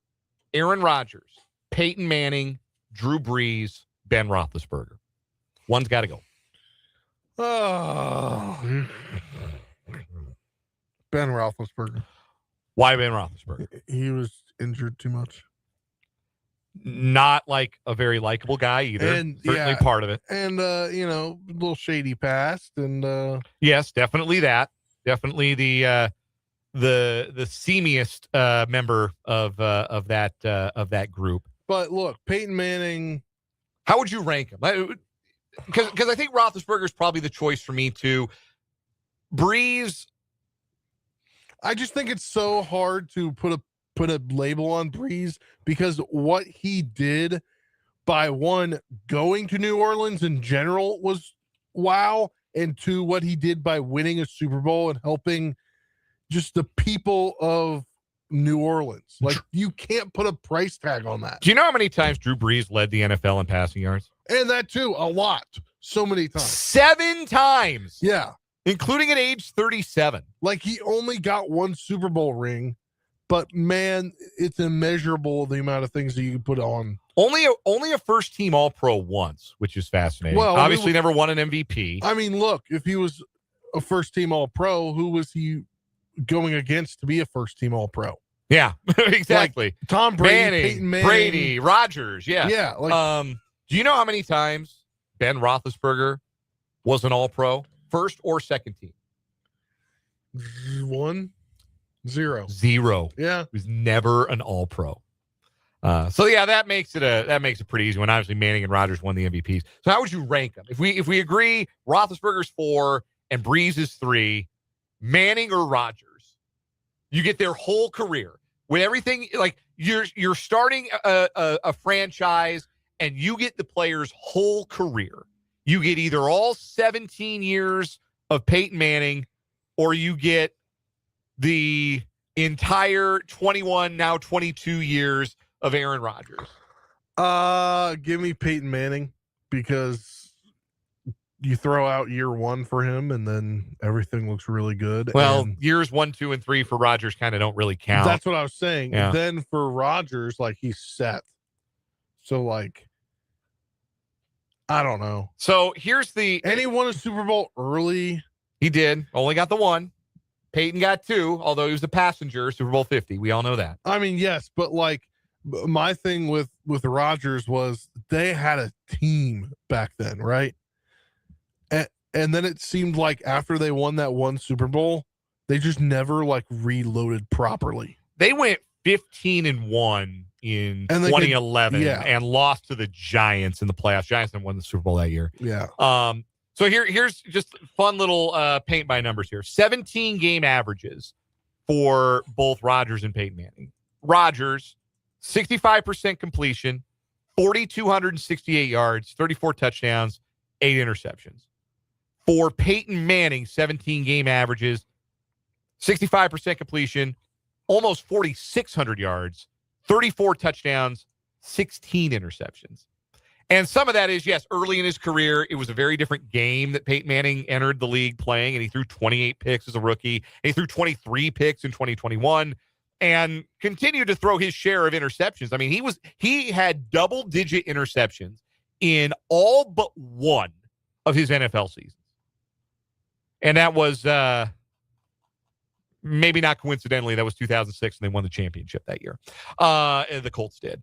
So all but one season, Manning threw double-digit interceptions. Aaron Rodgers threw double-digit interceptions so far 4 times in his career. Just 4 times.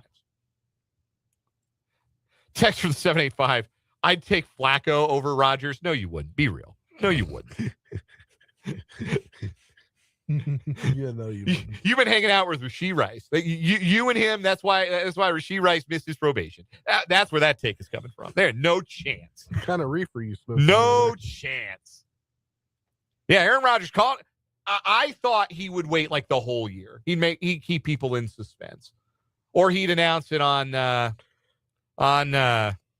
McAfee. You know, with his eyes half open. Well, look at this.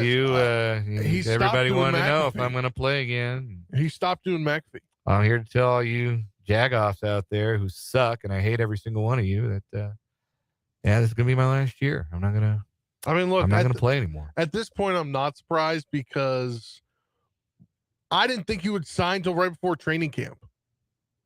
Yeah, like everything that Rodgers has done has been out of character at this point. He signed early. He's him saying had it doesn't OTAs. surprise me at this point. He's announcing his retirement. Yeah, who is this guy?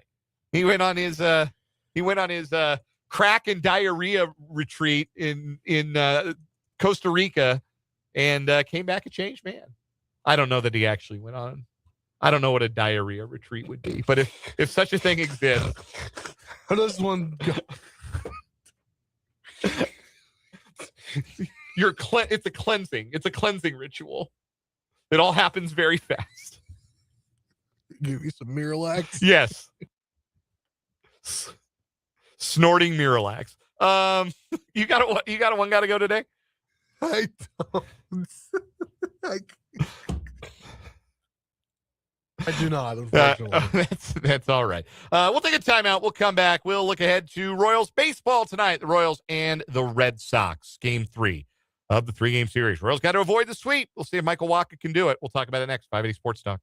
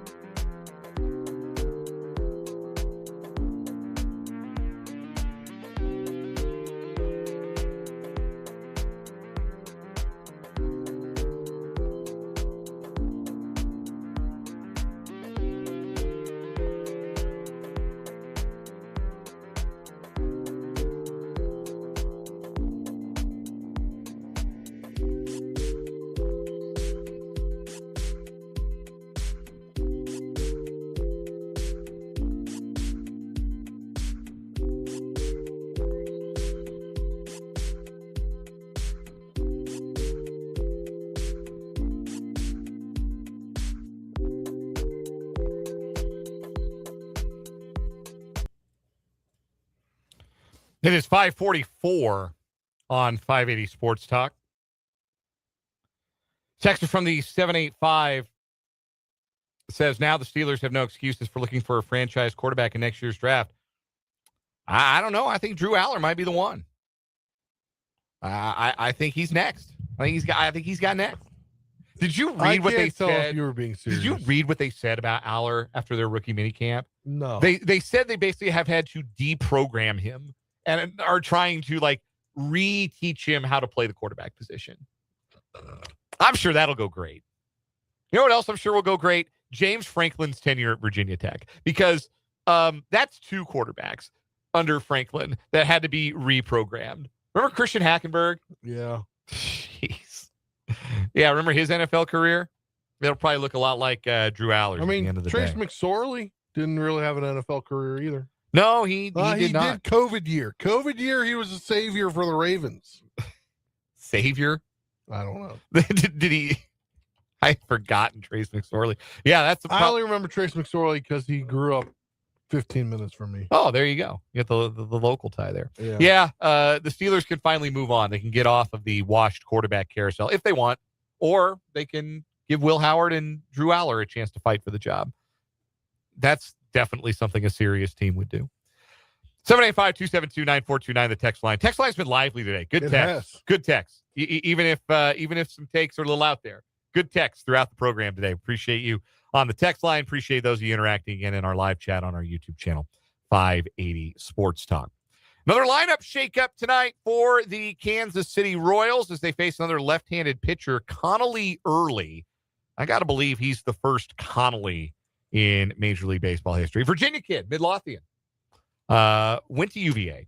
Okay. And off to a good start. His big league career. First 13 career starts, a 2.96 earned run average, and 74 strikeouts in 67 innings. A lot of that damage was done toward the end of last year. He was really good. This year, he's been, pretty good. 3-2 with a 3.21 ERA in his first 9 starts, 45 strikeouts to 18 walks in 47 2/3. But, hey, what are his splits? Well, he's got typical platoon splits. Lefties hitting 191 against him, right-handers hitting 234. And it's with that in mind that Vinny Pasquantino does not play tonight. What? They took him out of the lineup? They did take Vinny out of the lineup. They didn't move him down. They took him out? Well, he did plenty of watching last night from the batter's box. So I think he caught looking twice. And now he can do some watching from the dugout tonight as the Royals continue to be frustrated with the lack of production from their heart of the order first baseman. So no Pasquantino, fine. Cag's back in there against the lefty. That's what we wanted to see. No Lane Thomas. Kyle Isbell's out there. Lane Thomas has something wrong with his hamstring. He tweaked it. He is available off the bench. That'll do it. Ann Rodgers must have had that, correct? Yes, Ann Rodgers with that. So that explains why there is no Lane Thomas, the lefty killer, the lefty slayer for the Royals. Kyle Isbell gets the nod in center field instead. Lineup looks like this. Garcia leading off, Bobby Witt Jr. Batting second. That doesn't change. Salvador Perez back in the 3-hole for a second straight game against the lefty. He's seeing the ball. He's walked, I think, now 3 times in a 2-game stretch, which for Perez is way out of the ordinary. You can tell he is seeing the ball. Got to start hitting the ball. He was 0 for 2 with those 2 walks, but at least he's seeing it, giving himself a chance to get on base. Isaac Collins in the cleanup spot tonight. I don't know how to make sense of that. I understand the thought process of you want to get your best hitters the most at bats. That's why Bobby Witt Jr. bats second. That's why Michael Garcia bats lead off. But I really think you put a guy who's not a power hitter or not a run producer in the cleanup spot. You get him thinking that that's what they have to be. And I don't want Isaac Collins up there hitting like a cleanup hitter. I want him doing leadoff hitter things. I want him doing bottom of the order things, grinding out at bats, hitting singles. That's what I'm looking for Isaac Collins. I'm not looking for a middle of the order bat. This is a very strange, because it was Lane Thomas in the cleanup spot yesterday. And it's Isaac Collins in there today, which is an interesting decision. For the record, Collins against left-handed pitchers this season, OPS of 512. 2 extra base hits, 8 for 45 against lefties this year. That is your cleanup hitter tonight, Isaac Collins. Nick Lofton bats 5th at second base, then Cags in right. Starling Marte is the DH tonight in there against the lefty. Elias Diaz will get the nod behind the plate, so no Carter Jensen tonight. Diaz will catch and bat 8th. Keep forgetting he's on the team, honestly. I got a soft spot for former All-Star Game MVP Elias Diaz. Rocky great, of course, but keep forgetting he's on the team. Kyle Isbell batting 9th in center field. So Michael Wacha on the hill for the Royals. He's been really solid all year long. Just a steady, reliable veteran presence. He's going to go down in the books, honestly, as one of the best free agent signings in Royals history. I think so, yeah. I firmly believe we're going to talk about Michael Wacha as one of the best free agent signings in Royals history. He's just there every 5th day, and it's solid. Yeah, it's solid, it's steady, it's quality, it's depth. He had those back-to-back rough starts there at the end of April. 3 straight quality starts since then. Took the no decision his last time out at St. Louis. 6 innings of 3-run ball. Can still get a swing and miss. Doesn't walk a ton of guys. Only real peccadillo is the long ball, which, veteran changeup heavy pitchers tend to be. But he's usually a pleasure to watch, Michael Wacha. He'll go up against a lineup for Boston that loads the lefties in front tonight. Jarren Duran in left field. Masataka Yoshida is the DH. Will Abreu is in right field. Wilson Contreras is at first base. Cedon Rafaela in center field. Nick Sogard at third base. Marcelo Meyer is the second baseman. Carlos Narvaez does the catching. I called him Omar Narvaez yesterday. I don't know if they're related or not. I don't know if Omar Narvaez is still in the major leagues. He's not with the team right now. They are cousins. Wow. They are cousins. How about that? Omar Narvaez kicked around for a long time. Played in the Central. 2 separate occasions with the White Sox. That's why I got confused. But it is Carlos Narvaez for the Red Sox. He'll catch and bat 8th. Isaiah Kiner-Falefa is the shortstop, batting 9th. Royals are very much a team in crisis. They got to start winning baseball games. Like there's not much like fancy I can give you. I don't have a lot to add beyond these guys got to win a game. And like it's one thing to reorder the batting order, and I think that they should. I think it's been a necessity for Matt Quatraro. But you'd like it to make a bit more sense than putting Isaac Collins and his 3 home runs and his .221 batting average in the cleanup spot. Like, I like Isaac Collins in a certain role in your offense. Yeah. This isn't it. Especially when he's been much better against right-handers this year against lefties, and you've got him out there against a lefty who's nasty, and he's going to bat cleanup. I don't know. Matt Quatraro's been doing this longer than me. He's been to one more. He's made one more playoff appearance as a manager than I have. But again, I am left to scratch my head. And look, this is like a bang average offense.